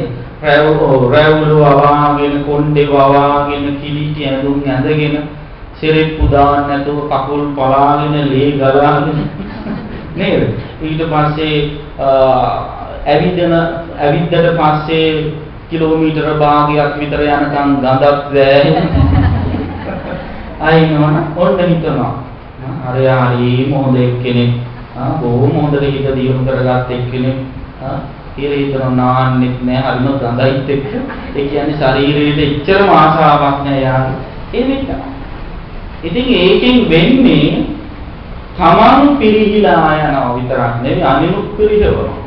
ඒක ළඟින් නැති ගඳ දැනෙනකොට ඒකත් එක්ක හිතත් කවදාවත් ප්‍රසන්න වෙන්නේ නැහැ. ඒ එහෙම විතරක් නෙවෙයි ඒ අප්‍රසන්න ජුගුප්සා සහගත පරිසරය තියාගෙන ඉන්න කෙනෙකුට එයා ඒ තුලින් යාගේ හිත පිරිසිදු කරගන්න පුළුවන් කමක් නැහැ. ඒ නිසා වස්තු විසද කිරියතාන කියන එක යටතේ තමන්ගේ සිතයි සිතුවිලි ගතයි මේ ඔක්කොම පිරිසිදු කරගන්න පුළුවන්කම තියෙනවා. එහෙම පිරිසිදු කරගන්න කෙනෙකුට තමයි ධම්මවිචේ සම්බොජ්ජංගේ දියුණු කරගන්න පුළුවන්. අපිරිසිදු අයට ඒක කරන්න බෑ. ඊළඟට ඉන්ද්‍රිය සමත්ත පටිපාදනතා. ඉන්ද්‍රිය සමත්ත පටිපාදන සමහරවල් මේක ඉස්සරහට පොලේ මේ ෆොටෝකොපි කරලා ලැබෙන සලස්වන්න. ඉන්ද්‍රිය සමත්ත පටිපාදනතා කියලා කියන්නේ ඉන්ද්‍රයන්ගේ ස්වභාවය සමාන කර ගැනීම. ඉන්ද්‍රයන්ගේ ස්වභාවය කියන්නේ මොකක්ද? ඔව් මේ ඇහැකරනාදී දිව ශරීර කියන ඉන්ද්‍රිය නෙවෙයි. සද්ධා, සති, විරිය, සමාධි, ප්‍රඥා කියන මෙන්න මේ ඉන්ද්‍රිය ධර්ම සමා කර ගන්න. සමතත්වයේ තියා ගන්න. දැන් මේ ඉන්ද්‍රිය ධර්මයක් වුණොත් වැඩි වුණොත් මොකද වෙන්නේ? නොසන්සුන්. වීර්යය වැඩි වුණාම සමහරුන්ට ඒක හිතේ ඒකාග්‍රතාවයට බාධාවක්. හිත සංසුන් කරගන්න බාධාවක් වෙනවා. ඊළඟට ශ්‍රද්ධාව වැඩි වුණොත් ප්‍රඥාව අඩු වෙලා යනවා. එතකොට ශ්‍රද්ධාව වැඩි වෙලා ප්‍රඥාව අඩු වුණාම මෝඩකම් කරනවා. ප්‍රඥාව වැඩි වෙලා ශ්‍රද්ධාව වැඩි වුණොත් කක්කඩිකම් කරනවා. නේද? එතකොට මේ දෙකම සමානව තියෙනවා. සතියත් එහෙම. වැඩියෙන්ම සතිය පිළිටුවා ගන්න ගියාම නොසන්සුන්කමත් ඇති වෙනවා. ඒ විතරක් නෙවෙයි කුක්කුච්චය, කුකුසත් ඇති වෙනවා. මොකද්ද කුකුස? එතන කුකුස කියන්නේ පසුතැවීම නැති වෙනවා. ඇයි පසුතැවීම නැති වෙන්නේ? අනේ මම මෙච්චර උත්සාහ කළා, මෙච්චර සිහිය පිළිටුව ගන්න හැදුවා, තාම බැරි වුණානේ මට මගේ හිත හදා ගන්න. කොහොම හිතනවා? නේද? භාවනා කරන අයට ඔය වගේ ස්ථಿತಿ පහක් වෙනවා. දැන් සමාධිය ඇති කර ගන්න ගියාම භාවනා කරලා ඔන්න ඉතින් සමාධිය නැති වුණා මොකද වෙන්නේ? ඔන්න කලකිරෙනවා, පසුතැවිලි වෙනවා. ඇයි මේ වගේ කෙනෙකුට උච්ච භාවනා කරලා තියද සමාධිය ඇති වෙන්නේ නැත්තේ ඇයි? එයා භාවනා කලේම සමාධිය ඇති කරගන්න. සමාධිය ඇති වෙනවා කියන එක භාවනාවේ ප්‍රතිඵලයක්. ඒ ප්‍රතිඵලය බලාගෙන භාවනා කරන්න ගියාම ඊට පස්සේ යාගේ හිත යන්නේ භාවනා අරමුණට නෙවෙයි. මොකද? ප්‍රතිඵලයට ඇලෙනවා. එතකොට ඒ ප්‍රතිඵලය දැන් ලැබෙයි කියාගෙන හිතා ඉන්න ගියාම එයාගේ හිතේ කොහොමද සමාධියක් නැහැ. හිත නොසන්සුන් වෙලා. ඒ නිසා ඒවා ඕන් බලාගෙන භාවනා කරන්න හොඳ නැහැ. සමාධිය දැන් මම සමාධිය උපද ගන්නවා තව පැය භාගයක් ඇතුළතදී මම සමාධිය ගන්නවා කියලා සමහරව භාවනා කරනවා. ඒවා අනවශ්‍ය සිටිවිලි. එහෙම නෙවෙයි හිතන්න ඕන. මම මේ අරමුණු භාවනා අරමුණ ප්‍රගුණ කරනවා කියලා හිතන්නේ. හිත එහෙම යවන්න නැතුව එතකොට සමාධිය ඉබේම ඇති වෙයි. සමාධියට උනත් ඇලුම් කරන්න හොඳ නැහැ. සමාධියට ඇලුම් කරන තරමට මොකද වෙන්නේ? සමාධිය අපෙන් ඈත් වෙලා යනවා. තව ඈත් වෙලා යනවා. ඒ නිසා මේ ඉන්ද්‍රිය සමාත්‍ය ප්‍රතිපාදනතා කියලා කියන්නේ මෙන්න මේවා සමව පවත්වා ගැනීමේ හැකියාවක් තියෙනවා. ඒකත් ධම්මවිචේ සම්බොජ්ජංගේ දිනු වෙන්න උපකාරයක්. සමාධිය වැඩි වුණත් බෑ. සමාධිය වැඩි වුණාම තීන විද්ධියට නැඹුරු වෙන්න පුළුවන්. ඒ නිසා මේ සිතිවිලි ක්‍රියාකාරීත්වය පිළිබඳව හොඳට දැනුවත් වෙලා කටයුතු කරන්න ඕනේ. ඊළඟට ධම්මවිචේ සම්බොජ්ජංගේ දිනු වෙන්න උපකාර වෙන ධර්මතා තියෙනවා. ඒක තමයි දුප්පඤ්ඤ පුද්ගල පරිවර්ජනතා. ඒ කියන්නේ දුෂ්ප්‍රාඥ කියන්නේ එතන කවුද? ධර්මය විමසා බලන්න තේරෙන්නේ නැහැ කියන්නේ. දුෂ්ප්‍රාඥ කියන්නේ එතන ඒකයි. හැම මොඩේක්ම නෙවෙයි. දැන් ධර්මය විමසා බලන්න හැකියාව නැති අය ඉන්නෝනේ. දැන් උදාහරණයකට ගත්තොත් පංචස්කන්ධය කියලා කිව්වහම පංචස්කන්ධය කියලා කියන එක දන්නේ නැත්නම් කවුරු හරි කෙනෙක්. එහෙම දන්නේ නැති අය අසුරු කරා කියලා අපිට පංචස්කන්ධය දැනගන්න පුළුවන් වේද? බැහැ. එහෙනම් පංචස්කන්ධය කියපු ගමන්ම පංචස්කන්ධය කියන්නේ මොකක්ද කියලා දන්න කෙනෙක්ව අසුරු කරන්න. ඒ කියන්නේ ධර්මය ගැන අවබෝධයක් තියෙන අය හොයලා අසුරු කරන්න ඕනේ. එතකොට තමයි ඒ ධර්මය අපිට තේරුම් ගන්න පුළුවන්. ඒ විෂය තේරුම් ගන්න පුළුවන්. නේද? ඕනෑම විෂයක් අපිට තේරෙන්නේ ඒ විෂය පිළිබඳව ප්‍රවීණෙක් අසුරු කළොත්නේ. නේද? උයන එකක් සූප ශාස්ත්‍රය එක්තරා ශාස්ත්‍රයක් නේ. නේද? එතකොට ඒ ගැන අපිට දැනුවත් වෙන්න පුළුවන්කම තියෙන්නේ කොහොමද? උයන්න දන්න අය අසුරු කරනකොටනේ. නේද? අඩු ගානේ කෝල් එකක් හරි දීලා අහන්නේ අම්මේ කොහොමද මේ දෙල් කිරට හදන්නේ කොහොමද පොල් සම්පලක් හදන්නේ කොහොමද කියලා අහන්න පුළුවන්කම ලැබෙන්නේ ඒක ගැන කවුරු හරි හරියට දන්නවනම්. දන්නේ නැති කෙනෙක්ගෙන් අහලා ගන්න නෑනේ. නේද? ඒ නිසා ඒ ධර්මයේ ඒ විෂය ගැන දැනුවත් වෙච්ච අය අසුරු කරන්න ඕන. ඔන්න ධම්මවිචේ සම්බොජ්ජංගේ දිනු කර ගන්න ක්‍රමය. ඊළඟ ක්‍රමය මොකක්ද? ධම්මවිචේ සම්බොජ්ජංගේ දිනු කර ගන්න නම් දුෂ්ප්‍රඥයෝ දුරු කරන්න ඕන. ඒ විෂය දන්න අය අසුරු කරන්න. පඤ්ඤවන්ත පුද්ගල සේවනක. ඒ ධර්මයේ විස්තර කරලා දෙන්න පුළුවන් අය අසුරු කරන්න ඕන. ඊළඟට 6 වෙනි කාරණේ. ඒකේ තියෙන කාරණා 7. 6 වෙනි කාරණේ තමයි ගම්භීර ඥානචරිය පච්චවේක්කනතා. ඒ කියන්නේ ගැඹුරු නුවණින් සෙවිය යුතු කරුණු තියෙනවා ධර්මයේ. දැන් සමහර කරුණු තියෙනවා සරලව තේරුම් ගන්න ඕනේ. සමහර කරුණු තියෙනවා එහෙම නෙවෙයි ටිකක් නුවණින් විමසන්න ඕන කරුණු තියෙනවා. අන්න එහෙම නුවණින් විමසන්න ඕන කරුණු හරියට තේරුම් අරගෙන ඒක විමසන්න හැකියාව තියෙනවා. හැම කාරණයක්ම එකම තාලෙට ගන්න යන්න එපා. නේද? දැන් හැම බණක්ම හිතන්නකො සිගාලෝ වාද සූත්‍රය වගේ කියලා. නේද? සිගාලෝ වාද සූත්‍රය කියලා කියන්නේ එකක්. දැන් සිගාලෝ වාද සූත්‍රයයි ආහාර සූත්‍රයයි දෙකම එක වගේ කොයි බණක් එකයි කියලා ඉවරලා එක මට්ටමින්ම හිතන්න යන්න එපා. එතකොට පුද්ගලයාගේ ලෞකික දියුණුව පිණිස දේශනා කරපු ධර්ම කාරණා තියෙනවා. ඒව හොඳයි මේ ලෝකේ සුවපත් කරගන්න. හැබැයි බුදුහාමුදුරු කෙනෙක් පහළ වෙන්නේ මේ ලෝකේ සුවපත් කර ගැනීම පිණිසම උපදෙස් දෙන්න නෙවෙයි. බුදුහාමුදුරන්ගේ ශාස්ත්‍රූ කියලා කියනවා සත්තා. ඇයි සත්තා කියලා කියන්නේ? මෙලොව සුව, පරලොව සුව, ලෝකෝත්තර සුව කියන ඔය තුන් සුවය පිණිසම මඟ පෙන්වන කෙනා බුදුහාමුදුරුවෝ. එතකොට මෙලොව සුව කියලා කියන්නේ ලෞකික ජීවිතය සුවපත් කරගන්න. පරලොව සුව කියන්නේ මරණින් පස්සේ සුගතිගාමී වෙන හැටි කියලා. ලෝකෝත්තර සුව කියන්නේ මෙලොවක් තියෙන ලෝකේ, පරලොවක් තියෙන ලෝකේ. හැබැයි ලෝකෝත්තර කියන්නේ ඒ ඔක්කොම ලෝකෙ ඉක්මවා යන එක. ඒකට කියන්නේ නිවන. ඒතර අන්නේ නිවන් සුවය සලසා ගන්න හැටි ධර්මයේ තියෙනවා.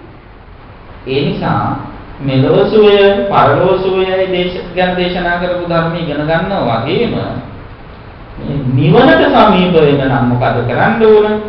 මෙන්න මේ ගම්භීර ඥාන, ගැඹුරු ධර්ම කාරණා කියවෙන සූත්‍ර ගැන ඉන්න ඕන.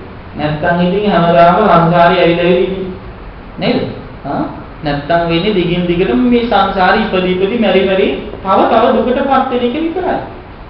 ඒ නිසා මේ සත්වයාගේ පැවැත්ම නැති කරන්නට උපකාර වන කාරණා පිළිබඳව හොඳට ගැඹුරු නුවණින් විමසලා ඒ කරුණු පාවුරු කරගන්න ඕනේ.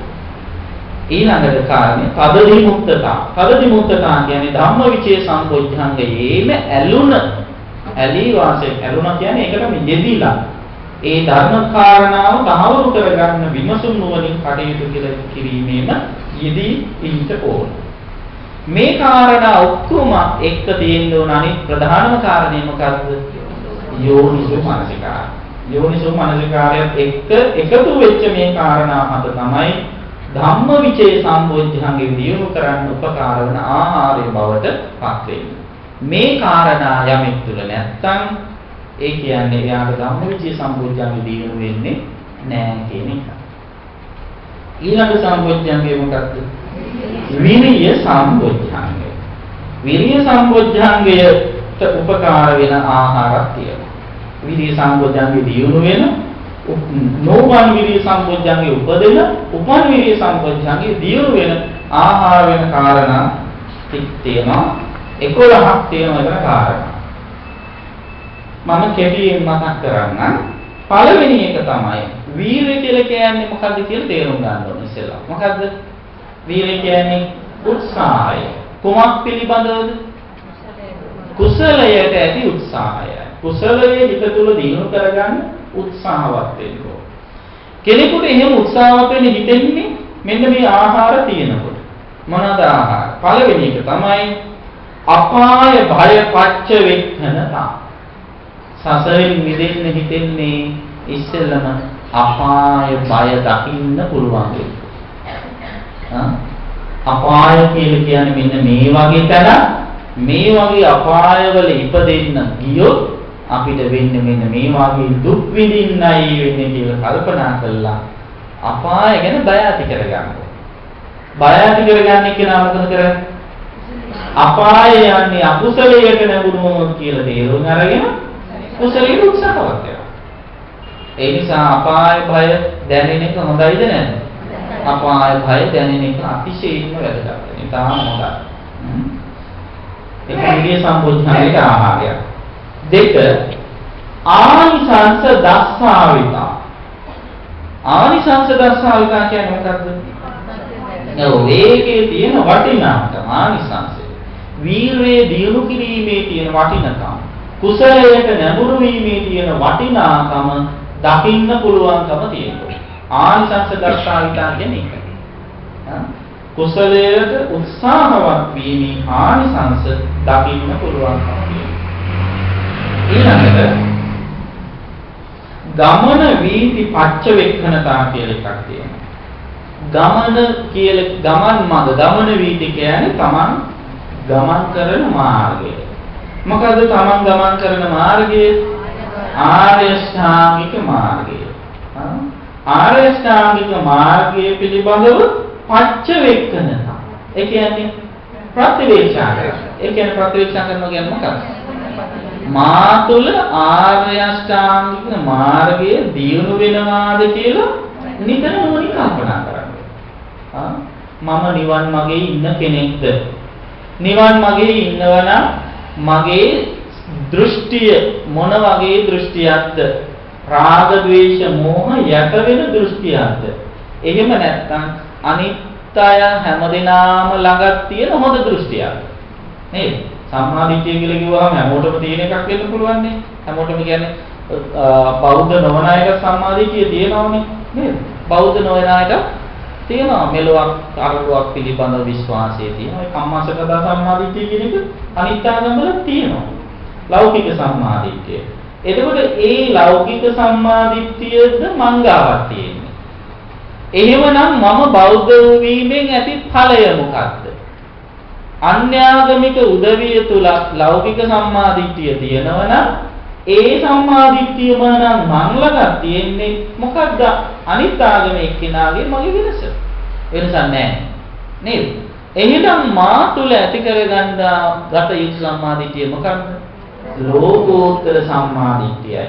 මේ සම්මාදිට්ඨිය තුල මගේ හිතේ රාග ద్వේෂ මෝහ යට වෙලා යනවද කියලා මොකද කරන්නේ? නිතර නුවණින් විමසන්න. වචන කතා කරනකොට, හොඳ සිතිවිලි හිතනකොට, උත්සාහ දරනකොට, කයින් යම් හොඳ දේවල් කරනකොට, සම්මා කම්මන්ත, සම්මා ආදී මේ සියල්ල කරනකොට නිවනට මෙහෙය වුණ සිතක්ද ඒ තුළ තියෙන්නේ කියලා විමසා බලන්න ඕන. තමන්ගේ ගමන් මඟ ගැන නිතර හොයලා බලන්න ඕන.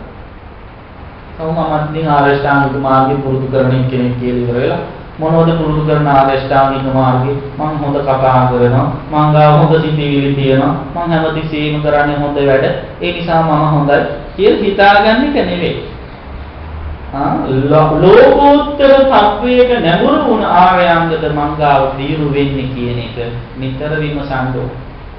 ලෞකික පැත්තට වැටෙනවද? ලෞකික පැත්තට වැටුණොත් මොකද වෙන්නේ? සසර දිග් ගැනෙනවා. සසර සුවපත් වීගෙන දිගට යනවා.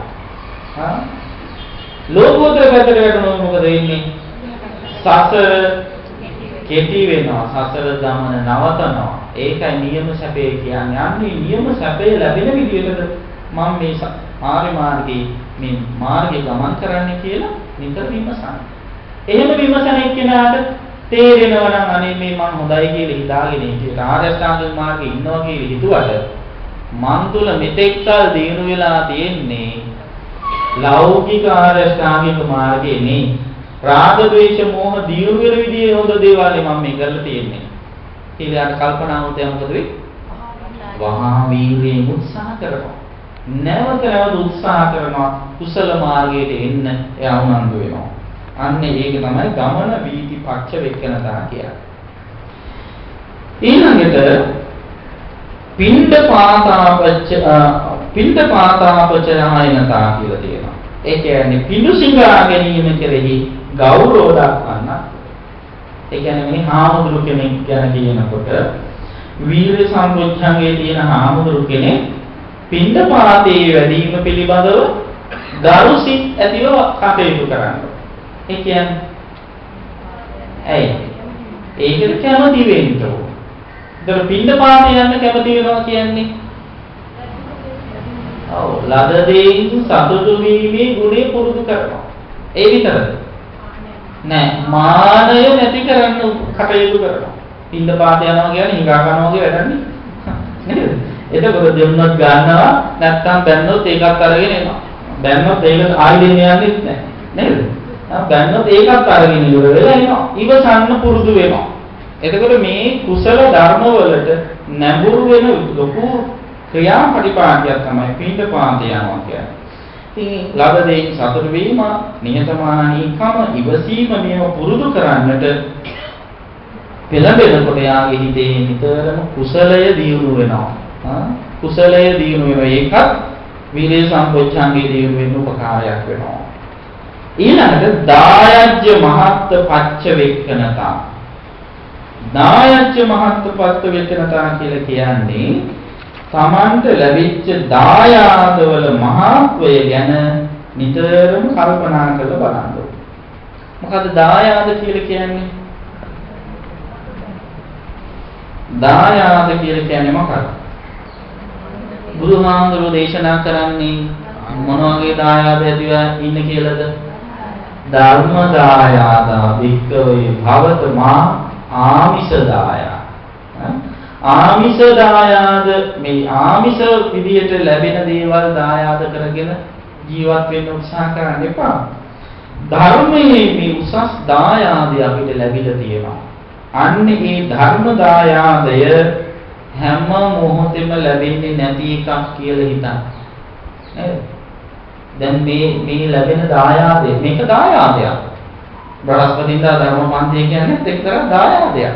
නේද? තමන්ට ධර්ම ඥානය දිනු කරන්න ධර්ම අවබෝධය ඇති කරගන්න ලැබිච්ච මහා අවස්ථාවක්. ඒ වගේම බුදුරජාණන් වහන්සේගේ ධර්මය අහන්නට අපිට විවිධ ඉඩකඩ ලැබිලා තියෙනවා. විද්‍යුත් මුද්‍රිත මාධ්‍ය වලින් වෙනත් ක්‍රමවේද වලින් ඒ ධර්මයේ දායාදය අපිට ලැබිලා තියෙනවා. මේක හැම මොහොතකම ලැබෙන එකක් නෙවෙයි.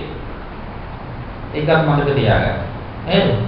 මේ ධර්මය මේ දායාදය හැමදාම ලැබෙන්නේ නැහැ. අපිට මේකේ වටිනකමක් නැත්තේ මොකද මේ දායාද බහුල කාලයක අපි ඉපදිච්ච නිසා. ධර්මය ඉගෙන ගන්න, ධර්මය අහන්න පහසු කාලෙක ඉපදිච්ච නිසායි අපිට මේකේ අගය තේරෙන්නේ නැත්තේ. කාලයක් එනවා බුදුහාමුදුරුවෝ කියන වචනේවත් අහන්න නොලැබෙන කාලයක්. එතකොට තමයි මේකේ වටිනකම දැනෙන්නේ. ඒතර මේ ධර්ම දායාදී වුණත් එහෙමයි. මේක හැම බ්‍රහස්පතින්දාම කරනකොට සමහර වෙලාවට ඒකේ වටිනකම දැනෙන්නේ නැති වෙන්න පුළුවන්. සමහරවිට ජූලි මාසෙන් පස්සේ දැනෙයි. ඉතින් මේක දායාද බහුල බව. මෙන්න මේ ලැබිච්ච අවස්ථාව කෙතරම් වාග්යක්ද කියන එක තේරුම් අරගන්නවා නම් මේ භාග්‍යවත් දේවල් කියන්නේ හැමදාම නැහැ නේද? වටිනා දේවල් හැමදාම නැහැ. හැමදාම දිනනවා වටින්නේ නැහැ. එතකොට වටිනාකම හැමදාම නැති වුනහම තියෙන වෙලාවෙදී වටිනා දෙයින් ප්‍රයෝජන ගන්න පෙළඹෙනවා. අනික තමයි වීරය කියන්නේ. ඒතකොට ඒ වීරියේ උත්සාහය තව දියුණු වෙන්න නම් ඒ වටිනාකම ඒ ධර්ම දායාදී දින වටිනකම ගැන නිතරම කල්පනා කරන්න. ඊළඟ කාරණේ තමයි සත්තු මහත් පච්ච වෙක්ඛනතා. ඒ කියන්නේ ශාස්ත්‍රූන් වහන්සේගේ උසස් භවයේ තියෙන වටිනකම තේරුම් ගන්න කල්පනා කරන්න. අපිට ලැබිච්ච ශාස්ත්‍රූන් වහන්සේ වෙන කාටවත් නොලැබෙන උත්තම ගණේ ශාස්ත්‍රූන් වහන්සේ. බුදුරජාණන් වහන්සේගේ ශාස්ත්‍රත්වය ලැබෙන්න තරම් අපි මොනතරම් වාග්යවන්තද? අන්න ඒ වාග්ය බුදුරජාණන් වහන්සේ දේශනා කළපු ධර්ම මාර්ගයේ ගමන් කරන බුද්ධ ශ්‍රාවකයන් වීමේ භාග්‍ය අපි හැමතිස්සෙම කල්පනා කරන්න හිතට ගන්නවා. බුදු කෙනෙක් ලෝකේ පහළ වෙන්නේ නැහැ හැමදාම. විශ්වවිද්‍යාලවල උපාධිධාරීන් පිට වෙනවා වගේ බුදුවරු පහළ කරන්නේ නැහැ. පහළ වෙන්නේ නැහැ. ඒක මහා භාර දූර අවස්ථාවක්. අන්න මේ මහා භාර දූර කාලයක යුගයක අපිට ඉපදෙන්න ලැබිලා තියෙනවා. මෙහෙම බුද්ධෝත්පාද කාලයක බුදුහාමුදුරන්ගේ ශාස්ත්‍රත්වයේ ලබාගෙන අපිට ඉපදෙන්න ලැබෙයිද කියලා අපිට කියන්න පුළුවන් කමක් නැහැ. ඒ නිසා ඒ උසස් බව නුවණින් කල්පනා කරලා බුදුහාමුදුරන්ගේ මේ ශාස්ත්‍රත්වයේ ලැබීමම අපිට ලැබිච්ච මහා භාග්‍යයක් හැටියට කල්පනා කරලා ඒ ලැබිච්ච අවස්ථාවෙන් උපරිම ප්‍රයෝජන ගන්න. උත්සාහවත් වෙන්න කුසලයට නැඹුරු වෙන්න ඕන. ඊළඟ කාරණේ තමයි ಜಾති මහත් පච්ච වේක්ඛනතා. ಜಾතියේ උසස් බව ගැන කල්පනා කරන්න. ಜಾතිය උසස් බව කියන්නේ ලෝකෙන් උතුම් ජාතියයි රටයි ලංකාවයි සිංහලයි අපි කියලා. එහෙම කියන එක නෙවෙයි.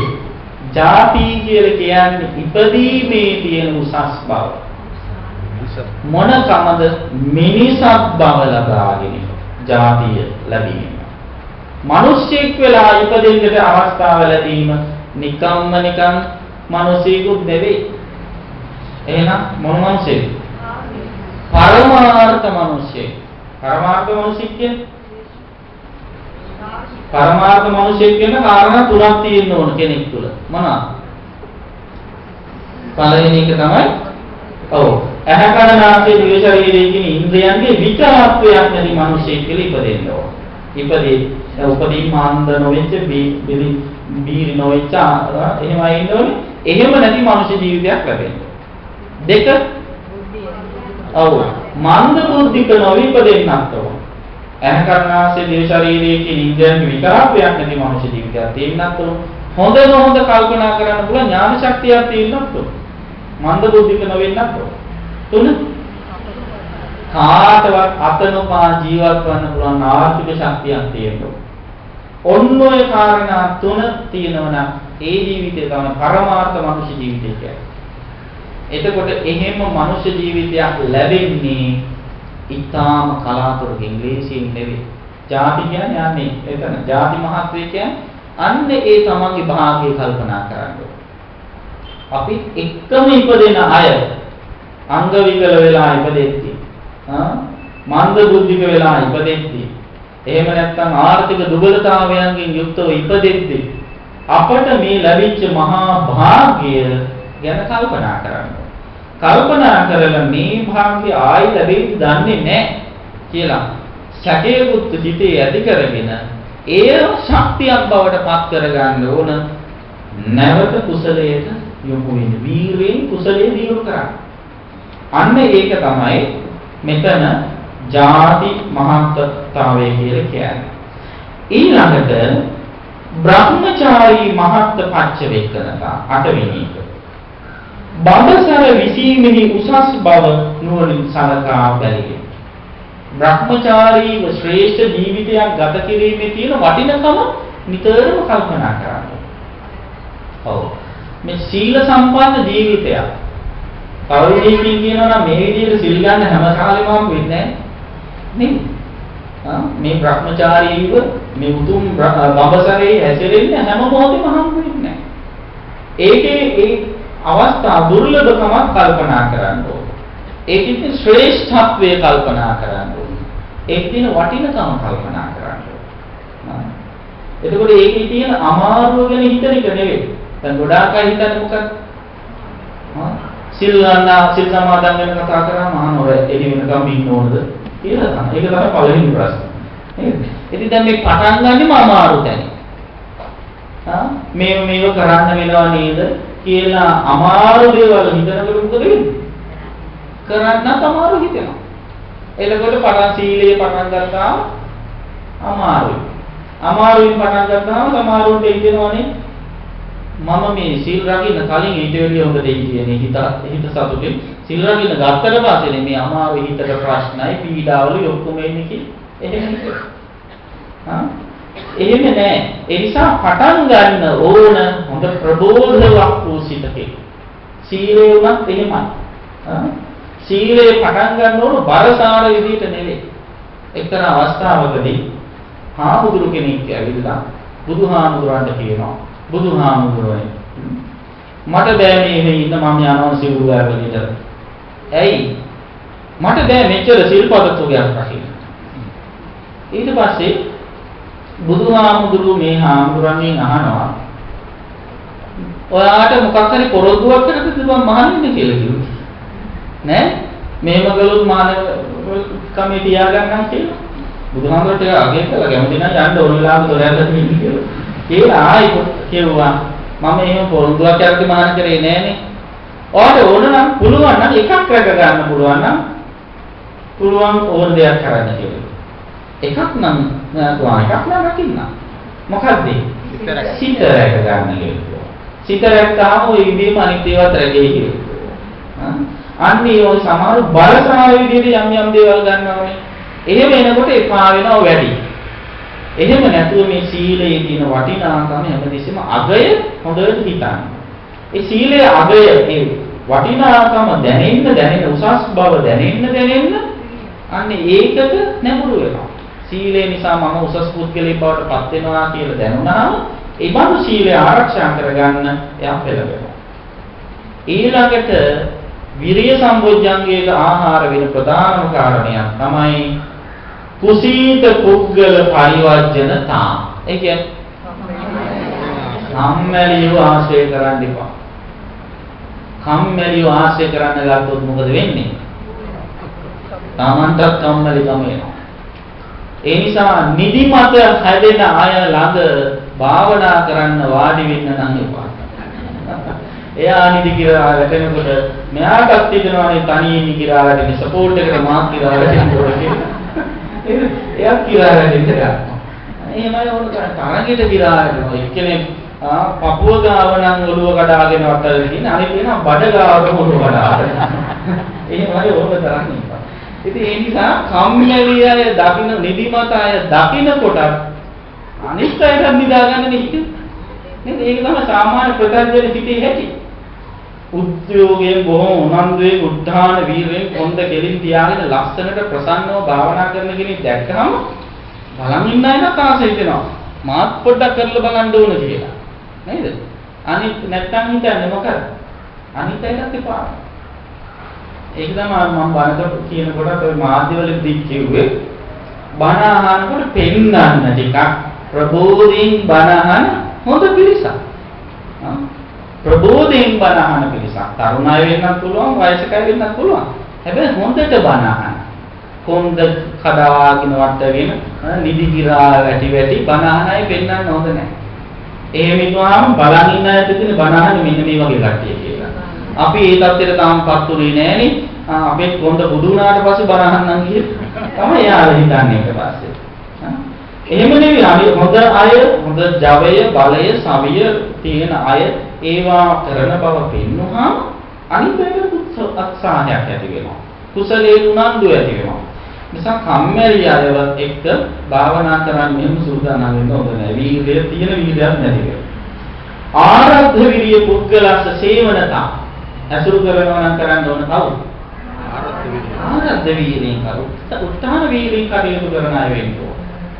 තමන්ගේ සම්බැලිකමක් නැති කරන්න පුළුවන් විදිහට ධෛර්යය සපයන කෙනෙක් අසුරු කරන්න පුරුදු වෙන්න ඕන.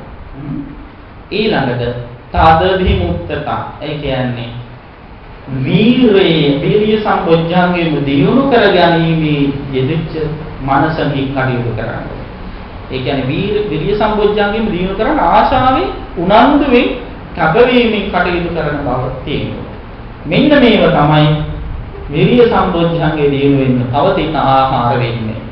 ඒ ඔක්කොටමත් එක්කම උපකාර වෙනවා යෝනිසෝ මනසිකාරය. ඊළඟ සම්පෝඥාංගය පීති සම්පෝඥාංගය.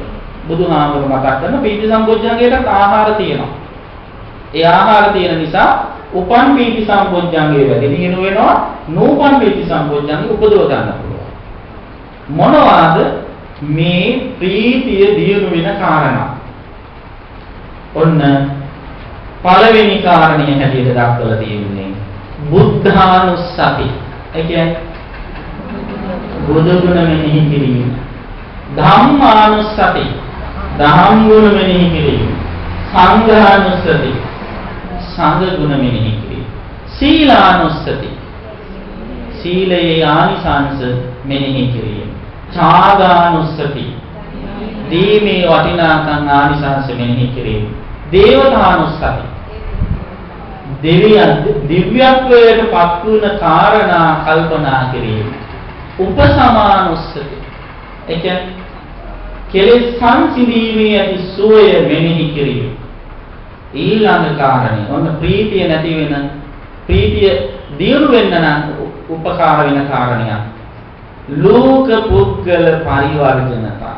ඒ කියන්නේ ලෝක කියන්නේ ගොරෝසු රළු මිනිස්සු ඇසුරු කරන එක අයින් කරන්න. බොහොම රළු පරස දඩබ්බර අවිනීත බොහොම ඡණ්ඩ ප්‍රසන්නකමක් නැති අප්‍රසන්න විදිහට ඉන්න අයව ඇසුරු කරන එක ඈත් කරන්න ඕන. මොකද ඒව තමාටත් බෝ වෙන්න ගන්නවා. රළු එක්කෙනෙක් ඇසුරු කරනකොට අනිත් එක්කෙනාටත් රළු වෙන්න වෙනවා සමහර වෙලාවට.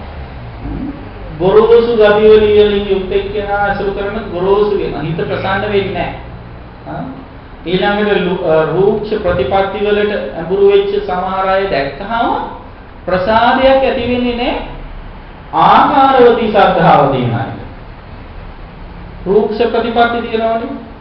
කලින් කියපු විදිහේ රූක්ෂ ප්‍රතිපත්ති ඒවා දැක්කහම කෙනෙකුට හිතෙන්නේ මොකක්ද? ආකාරවදී ශ්‍රද්ධාව තියෙන කෙනෙකුට අප්‍රියාවක් ඇති වෙන්නේ.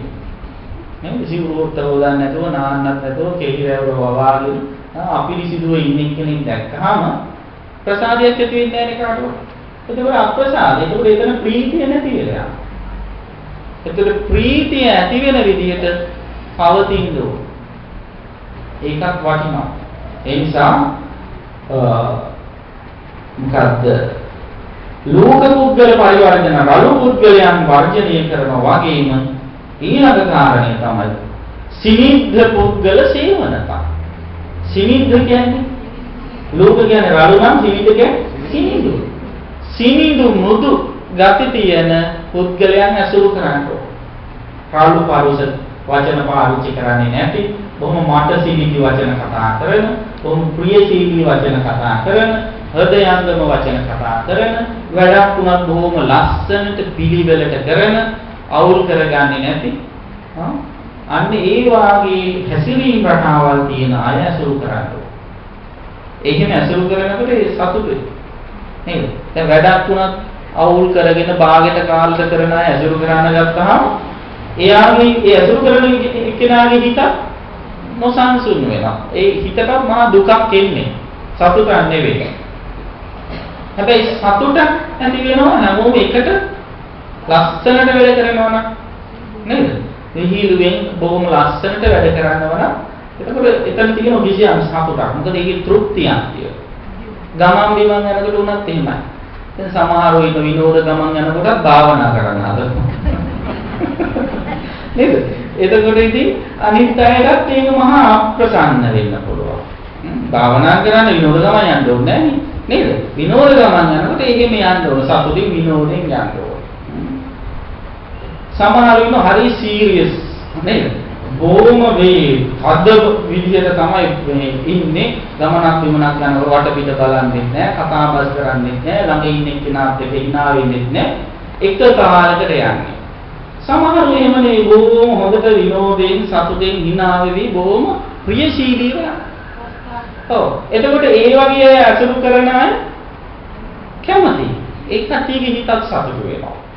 එහෙම නැත්නම් අනිත් අයගේ හිතත් දුකටපත් වෙනවා. එතකොට සතුට ප්‍රීතිය නැති වෙනවා. අතට පීති සම්පෝඥාංගය ඇති වෙන නම් අන්නේ ලස්සනට වැඩ කරන, පිළිවෙලට වැඩ කරන සිනිඳු මෘදු පුද්ගලයන් ඇසුරු කරනවා. ඊළඟ කාරණය පසාදනීය සුත්තන්ත පච්ච වෙක්කනකම්. ඔන්න ඒකත් වටින කාරණයක්. පසාදනීය සුත්තන්ත කියලා කියන්නේ මොකක්ද? ප්‍රසාදය ඇති කරන සූත්‍ර දේශනා. ප්‍රසාදය ඇති කරන කියන්නේ සතුට උපදවන සූත්‍ර දේශනා තියෙනවා. සතුට උපදවන සූත්‍ර ධර්ම තියෙනවනේ. අන්න ඒව මෙනෙහි කරන්න ඕනේ. ඔව්. බුදුරජාණන් වහන්සේගේ තියෙන ආශ්චර්යමත් අద్භූත දේවල්, බුදුරජාණන් වහන්සේ ගැන කියවෙච්ච කාරණා, බුදුරජාණන් වහන්සේගේ චරිතයේ ප්‍රසාදය ඇති කරන දේවල්. දේවදත්ත ගල්පරවනවා කියවනේ. බුදුරජාණන් වහන්සේගේ චරිතයේ තියෙන බොහොම සුන්දර තැන් අන්න ඒ වගේම විමසන්න, මෙනෙහි කරන්න. නිතරම අසුභ භාවනාව ගැන හිතනවා. එතකොට ප්‍රසාදය අර සතුට ඇති වෙන්නේ නැති වෙන්න පුළුවන්. එතකොට සූත්‍ර තියෙනවා ලස්සන හිත පැහැදෙන, හිතට ශ්‍රද්ධාව ඇති වෙන බොහොම ප්‍රසන්න දේවල් තියෙනවා. නේ? දැන් මරණය ගැන පඨම මරණ සති සූත්‍රයයි, ဒုတိ මරණ සති සූත්‍රය, ඒ වගේ සූත්‍ර කියවන්න ගත්තොත් සමහර වෙලාවට ඒ අවස්ථාවේ ප්‍රසාදය තියෙන්නේ ජීවිතය ගැන කලකිරීමක් ඇති වෙනවා. ඒ නිසා ප්‍රීතිය ජනනය වෙන විදිහින් හොඳ වදගත් සූත්‍ර තියෙනවා. ප්‍රීතිය කියන්නේ මෙතන නිවනට උපකාර වන ප්‍රීතිය ඇති වෙනස. ඔච්ඡංග ධර්මයක් විදිහට දියුණු වෙන සූත්‍ර තියෙනවා. අන්න ඒව හොයලා කියවන්න. ඊළඟ කාරණේ තදදි මුත්තක. ඒ කියන්නේ ඒ ප්‍රීති සම්බොධ්‍යංගෙම යෙදිච්ච මනසකින් කටයුතු කරන්න.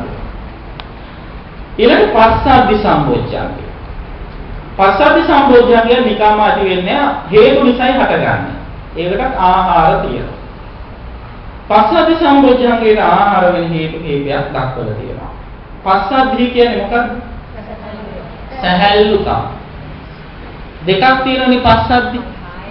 කාය පස්සද්ධි, චිත්ත පස්සද්ධි. කයේ සහ සිතේ සහැල්ලුකම තියෙනවා. එතකොට මෙන්න මේ සහැල්ලුතාවය ඇති කරගන්න උපකාර වන කාරණා හතක් තියෙනවා. පළවෙනි එක තමයි පනීත භෝජන සේවනතා. ප්‍රනීත ආහාර අනුභව කරන්න. ප්‍රනීත කියන්නේ හොඳම රහ කෑම නෙවෙයි. අප්‍රත්‍ය නොවන දේවල්, ලෙඩ හැදෙන්නේ නැති කෑම එතන කියන්නේ. සමහර කෑම තියෙන පුළුවන් ප්‍රණීතයි, අපේ බඩේ අමාරු වෙනවා. ඒ මොකද කාය පස්සද්ධිය නැති වෙලා යනවා. නේද? ඒ නිසා කය ලෙඩ කරවන්නේ නැති කෑම. කය ලෙඩ කරවන්නේ නැති කෑම, සිත ලෙඩ කරවන්නේ නැති බීම. නේද? සමහර වෙනවනේ කය ලෙඩ කරමින් හින්දා පොඩ්ඩක් විතර බීම ගන්නවා කියලා. නේ heart attack වලට එහෙම හොඳයි ඉතින් මේ පොඩ්ඩක් බිය වෙනත් එක්ක චුට්ටක් ගන්නවා කියලා සමහර කියන්නේ. කය ලෙඩ කරවන්නේ නැති බීම සමහර වෙලාවට සිත ලෙඩ කරවන්න පුළුවන්. ඒ නිසා ඒ කෑම බීම දෙකම මතක තියාගන්න හොඳ නැහැ. ඒ නිසා පළවෙනි එක තමයි කය ප්‍රණීත භෝජන අනුභව කරන. ප්‍රණීත භෝජන කිව්වේ අපත්‍ය නොවන කෑම අනුභව කරන කෙනාට කාය පස්සද්ධිය ඇති කරගන්න, චිත්ත පස්සද්ධිය ඇති කරගන්න උපකාර වෙනවා. දෙක, උත්තු සුඛ සේවනතා. ඒ කියන්නේ ඍතු අනුව ලැබෙන සැප තියෙනවා. නේද? දැන් ඍතු අනුව දැන් මේ කාලේ වස්සාන ඍතුව නම් අපි හිතමු වස්සාන ඍතුවේදී දැන් උඩ ලැබෙන පොඩි සැපයක් තියෙනවා අපිට. දැන් වැහි බරයින් දැන් මේ උදාහරණයක් ගන්න පුළුවන්. දැන් අහස වැහි වලාකුළු වලින් වැහිලා. ඒ නිසා වෙනද දැනෙන රස්නේ අද චුට්ටක් අඩුයි. නේද? එතකොට ඒකත් ගතට දැනෙන සැහැල්ලුවක්, සුවයක්. අන්න ඒ වාගේ සුවය තියෙන තැන් ලබා ගන්න ඕනේ. ඍතු සුවයක් තියෙනවනම් ඒක ලබා ගන්න ඕනේ. ඒ කියන්නේ ශරීරයේ දුක් දීලම බෑ භාවනා කරන්න. දැන් සමහර වෙනවා භාවනා කරනකොට දුක් දෙන්න ඕනේ එහෙම කන්නේ. සමහර වෙලාවට ඒ ඍතු විපර්යාස වලින් බේරෙන්න, ඒ පීඩා වලින් බේරෙන්න සමහර වෙලාවට ඒවැයි තියෙන සැපය අපි උකහා ගන්න වෙනවා. නේද? ඒ නිසා දාඩිය දාන තැනක දාඩිය දාගෙනම භාවනා කරන්න ඕනේ නැහැ, ෆෑන් එකක් දාන්න. එහෙම නැත්නම් AC එකක් හරි කරගන්න. ඉතින් AC හරි කරාම මිනිස්සු බාහිනවනේ. අර හාමුදුරුවෝ හරි හිතමු නේද? බලන්නකො සුඛෝපභෝගී වෙලා තියෙන කාලේ භාවනා කරන්න දැන් AC නැතුව එයා සමහරවිට බණින් හදනවා. නමුත් මේ බණේ කියලා නේද? උත්තු සුඛ සේවනතා. ඒ කියන්නේ ඒ ඍතුවට අදාළ වෙන විදිහට ඒ ඍතු වලින් පීඩාවටපත් නොවන විදිහට පසුබිම හදා ගන්න ඕන. ඒ සැපේ තියෙන්නත් ඕන. එතකොට තමයි කාය පස්සද්ධිය උන ඇති කරගන්න පුළුවන්. ඉරියාපත සුද්ධ සේවනතා. ඊළඟට ඉරියව් වලින් ලැබෙන සුවයක් ගන්න. දැන් භාවනා කරනකොට මගේ කකුල් දෙක කැඩිලා ගියා මානන්දිකාරින් නැහැ කියලා. එහෙම කරන්නේ ඒ භාවනාවට ගැළපෙන විදිහට ඒ සුවය ගන්න ඕන. කොහොමද? නවාගෙන ඉන්නවන් නම් දෙන්නේ දිගට ගන්න ඕන. වාඩි වෙලා ඉන්නව නම් අමාරුනේ සක්මන් කරන්න ඕන. අන්න ඒක තමයි මේ ඉරියාපත සේවනතා. ඉරියාව මාරු කරනකොට අපිට සැපයක් දැනෙන්නේ. නේද? දැන් දිගාරගෙන ඉන්න කකුල නවාගෙන ඉන්න කකුල දිගාරින් ඉන්නේ සැපේ පිණිසනේ. ඒක නරකද? ඒක නරක නේ. ඒක නරක වෙන්නේ එහෙම කරන්නේ නැතුව හිටියා. ඒ නිසා ඒ ඉරියව්ව මාරු කිරීම අදාළ තැනදී කරන එකක් පස්සද්ධි සම්බොජ්ජංගේ දිනු වෙන්න ඒකට ආහාරයක් උපකාරයක්. ඊළඟට මධ්‍යස්ථ ප්‍රයෝගතා. ඒ කියන්නේ මධ්‍යස්ථ වීරිය දෙන්න. ප්‍රයෝග කියන්නේ වීරිය. මධ්‍යස්ථ කියන්නේ මධ්‍යස්ථ. වීරයක් තියෙන්න ඕන මොන විදිහද? ඔව් අඩු වැඩි නොවි. අඩු වුණොත් කම්මැලිකම වෙනවා. වැඩි වුණොත් නොසන්සුන්කම වෙනවා. ඒ නිසා වීරය මධ්‍යස්ථව පවත්වාගෙන යාමත් කයෙත් සිතෙත් සැහැල්ලුවට උපකාර වෙනවා. ඕනෝට වැඩි වීරය කරන්න ගියාම කයටත් සැහැල්ලුව නැති වෙනවා. හිතටත් සැහැල්ලුව නැති වෙලා යනවා. ඊළඟ කාරණය සාරද්ධ පුද්ගල පරිවර්ජනතා. සාරද්ධ කියලා කියන්නේ කෝප වෙන අය. සාරද්ධ කියලා කියන්නේ නිතර තරහ යන අය. තරහ යන අය මොකද කරන්න ඕන? පරිවර්ජනතා. ඒ කට්ටියගෙන් ඈත් වෙන්න. ඒ කට්ටියකින් ඈත් වෙනවා කියන්නේ තරහව ඒ කට්ටියත් එක්ක තරහ වෙමින් ඉන්න එක නෙවෙයි. එහෙනම් මොකක්ද? ආශ්‍රය අඩු කරනවා. එහෙම නැත්නම් තරහ වෙලා ඉන්නවා කියලා දන්නවනම් ඒක ඒ වෙලාවට යන්නේ නැතුව ඉන්නවා මුණ ගැහෙන්න. දැන් මොන කේන්ති ගිහිල්ලා ඉන්නේ දැන් කියොත් ඕනෙක් කෙනෙකුට ගන්නව තමයි. කියලා දන්නවනම් ඒ වගේ වෙලාවට නොයා ඉන්නවා දැනගන්න ඕන. එතකොට එහෙම නොයා ඉන්නවා නම් එතන ගැටීමක් ඇති වෙන්නේ නැහැ. සිත කය නොසන්සුන් වෙලා අපහසුතාවයටපත් වෙන්නේ නැහැ. ඊළඟට පස්සද්ධ කාය පුද්ගල සේවනතා. සංසුන් ඉරියව් තියන අය තමයි පස්සද්ධ කාය පුද්ගලයෝ කියන්නේ. කයයි සිතයි සංසුන් වෙච්ච අය ඉන්නවනේ. අන්න ඒ වගේ අය අසුරු කරන්න ඕන. සිත කය බොහොම සංවර කරගෙන තැම්පත් කරගෙන ඉන්න අය සිටිනවා. ඒ බඳු උතුමන්ව අසුරු කරන්න ඕන. තද විමුක්තතා. ඒ කියන්නේ ඒ පස්සද්ධි සම්බොජ්ජංගයේ යෙදුණු ඒවා දියුණු කිරීමෙන් යෙදුණ සිතින් වාසය කරන්න ඕන. මේ ඔක්කොටම යෝනිසෝ මනසිකාරයක් තියෙන්න ඕන. එහෙම තිබ්බහම ඔන්න පස්සද්ධි සම්බොජ්ජංගේ දියුණු කරගන්න ඒක උපකාරයක් වෙනවා. ඊළඟට සමාධි සම්බොජ්ජංගය. සමාධි සම්බොජ්ජංගය නිකම්ම ඇති වෙන්නේ නැහැ. ඒකත් හේතු නිසා ඇති වෙන්නේ. ඒක පවතිනත් ආහාර උපකාර වෙනවා. සමාධි සම්බොජ්ජංගයට උපකාර වෙන පළවෙනි එකට කියනවා වස්තු විසද කිරියතා කියලා. ඒක අපි කලින් කිව්වා. මොකද වස්තු විසද කිරියතා කියන්නේ? ආධ්‍යාත්මික බාහිර වස්තුන් පිරිසිදුව තියාගන්න. පිරිසිදුව තියාගන්න එක. අපිලිවෙලට තියෙනවා නම් සමාධියක්වත් ඇති වෙන්නේ නැහැ. ඒ නිසා ඒව හොඳට පිළිවෙලට තියාගන්න පුළුවන්කම තියෙනවා. දෙක ඉන්ද්‍රිය සමත්ත පටිපාදනතා. ඒකත් කලින් කිව්වා. ඒ මොකක්ද? ඉන්ද්‍රියන්ගේ සමතාවය පවත්වාගෙන යන්න පුළුවන් වෙන්න. සමාධිය දිනු කරන්නේ කියලා සමාධිය ගැන මේක සමාධි ඉන්ද්‍රියම දිනු කරලා හරියන්නේ නැහැ. අනිත් ඉන්ද්‍රිය ධර්මවල සමානව පවත්වා ගැනීම අවශ්‍යයි සමාධියට. ඊළඟට නිමිත්ත කුසලතා ඔන්න විශේෂයක්. නිමිත්ත කුසලතා කියන්නේ මොකක්ද? අරමුණේ සිත මෙහෙයවීමේ දක්ෂයෙක් වෙන්න. ඒ කියන්නේ වෙන අරමුණු වල හිත දුවන්නේ නැතුව ගත්ත අරමුණේම හිත රඳව ගන්න පුළුවන්කම තියෙනවා. නිමිත්ත කුසලතාවය කියන්නේ ඒකයි. ඊළඟට සමයේ චිත්ත පග්ගන්හනතා. නියම කාලයේ සිතට පැසසුම් කරන්නත් ඕන. ඒ කියන්නේ නියම කාලයේ පැසසුම් කරනවා කියන්නේ මොකක්ද? තමන්ගේ හිත තුළ කිසියම් දියුණු මානසිකත්වයක් තියෙනවා නම් අන්න ඒක ඇගීමකට ලක් කරගන්න දැනුවත් වෙන්න ඕන. මං දැන් ඉස්සර වගේ නෙවෙයි.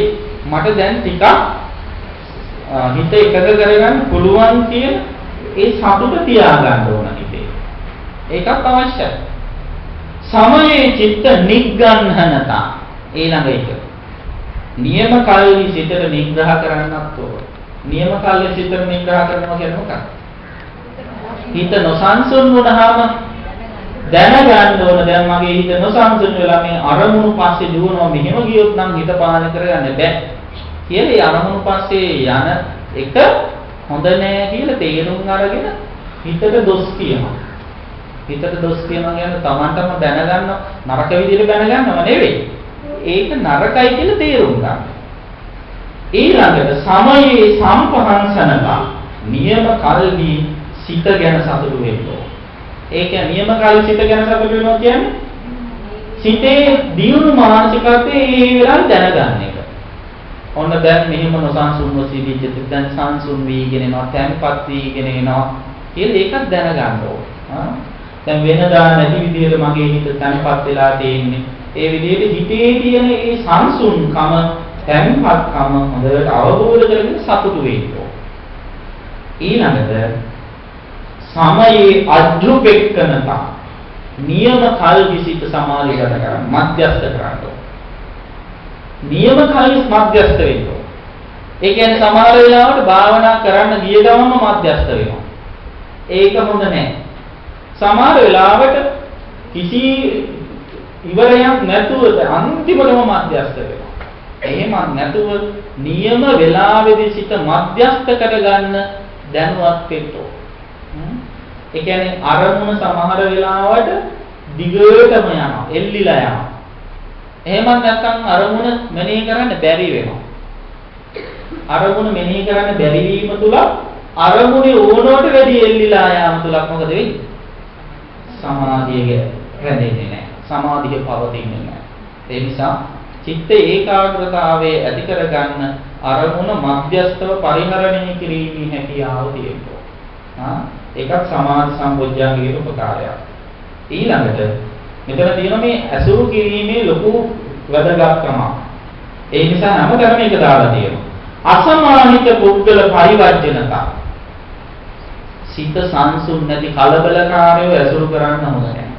අසමාහිත කියන්නේ සමාහිත නැති. කලබල හිත් තියනා ඉන්නෝනේ.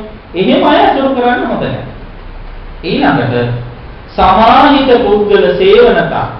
හිත තැම්පත් කරගත්තයි අනවශ්‍ය විදිහට කලබල වෙන්නේ නැතුව ප්‍රශ්නයක් සම්මුති වුණා. එක සැරේට කලබල වෙලා තීරණ ගන්න යන්නේ නැතුව කොහොම සංසුන්ව යමක් දිහා බලන අය සිටිනවා. අන්න ඒ වගේ අය හොඳට අසුරු කරන්න ඕනේ. ඊළඟට තදදි මුත්තතා සමාධියෙන් යෙදිච්ච මනසකින් ඒකම ඇලිච්ච මනසකින් කටයුතු කරන්න. සමාධි සම්පෝඥාංගෙම දිනු කරන්න උනන්දුව තියෙන බව තියෙනවා. ඔන්න ආහාර. දැන් හත් වෙනි එක අන්තිමට. උපේක්ඛා සම්පෝඥාංගෙ උපේක්ෂාව කියන්නේ මොකක්ද? මධ්‍යස්ථතාවය. සමාධිය උපේක්ෂාවට උපකාර වෙනවා. මධ්‍යස්ථ භාවය. ඊළඟට ඔන්න මධ්‍යස්ථ වෙන්න ඕන ආකාර කීපයක් තියෙනවා. ආහාර හැටියට දක්වනවා. සත්ත මධ්‍යස්ථතා. සත්ත මධ්‍යස්ථතා කියන්නේ මොකද්ද? සත්වයන් පිළිබඳව මැදහත්ව බලන්න. සත්වයෝ කියලා කියන්නේ එතන පණ ඇති අය. කැමැති සත්වයෝ ඉන්නවා, අකමැති අය ඉන්නවා. කැමැති අය කෙරෙහි මොකද වෙන්නේ? ඇලෙනවා. අකමැති අය කෙරෙහි ගැටෙනවා. ඔන්න ඇලෙන්නේ ගැටෙන්නේ යන්නේ නැතුව සත්වයන් කෙරෙහි මධ්‍යස්ථ වීම තමයි සත්ත මධ්‍යස්ථතාවය. සංඛාර මධ්‍යස්ථතා දෙවෙනි එක. සංස්කාරවල මැදහත් වෙනවා. සංස්කාර කියන්නේ භෞතික භාණ්ඩ, අජීවී දේවල්. එතන අජීවී දේවල් තියෙනවා කොටස් දෙකක්. මොකද්ද? කැමැති, අකමැති කියලා. අජීවී භාණ්ඩ කෙරෙහි යම් යම් වස්තුන් කෙරෙහි අනවශ්‍ය විදිහට ඇලෙන්නත් හොඳ නැහැ, ගැටෙන්නත් හොඳ නැහැ. මධ්‍යස්ථතාවය පුරුදු කරන්න ඕනේ. ඒක උපේක්ෂාවට හේතු වෙනවා. ඊළඟට සප්ත සංඛාර කේලායන පුද්ගල පරිවර්ජනතා. ඒ සමහරු ඉන්නවනේ මිනිස් සත්වයෝයි බඩු බාහිරාවියයි ඔක්කොම මමායනය කරගෙන පුද්ගල කරගෙන ඉන්නවා. අන්න එහෙම අය අතහරිනවා. මගේමයි. පුද්ගලයෝ දැන් දේවල් නෝනල මහත්තුරු දූදරු ස්වාමි භාර්යාවරු මුණුබුරාල මිනිපිරිලා මගේම කරගන්න. ඉතින් මම කරගන්න ගියාම මගේ කරගන්න ගියාම මොකද වෙන්නේ? ඇලෙනවා. ඉතින් මම කරගන්න ගිහිල්ලා උත්සාහය තුළ මම කරගන්න බැරි වුණා. ඊට පස්සේ ගැටෙනවා. අන්න එහෙම වුණාම වෙන්නේ ඇලීමයි ගැටීමයි මධ්‍යස්ථතාවයෙන් හිත හදාගන්න බැරි වෙනවා. ඒ නිසා ඒවට ඇලෙන්න හොඳ නෑ වුණොත්.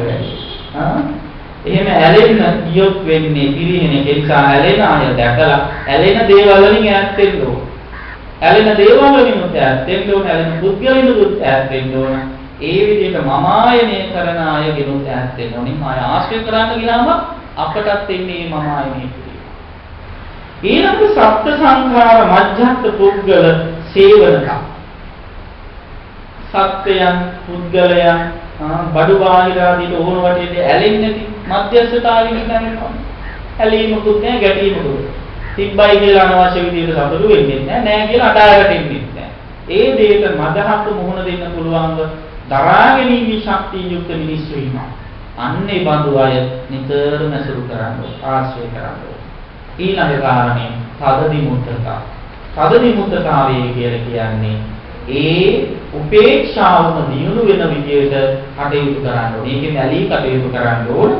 එහෙම කටයුතු කරනකොට යෝනිසෝ මානසිකාරය පුරුදු කරගෙන කටයුතු කරන කෙනාට අන්න ඒ තත්වයෙන් තමන්ගේ හිත මේ උපේක්ෂා සම්පූර්ණංගයේ තුල පිහිටවන්න පුළුවන්කම ලැබෙනවා.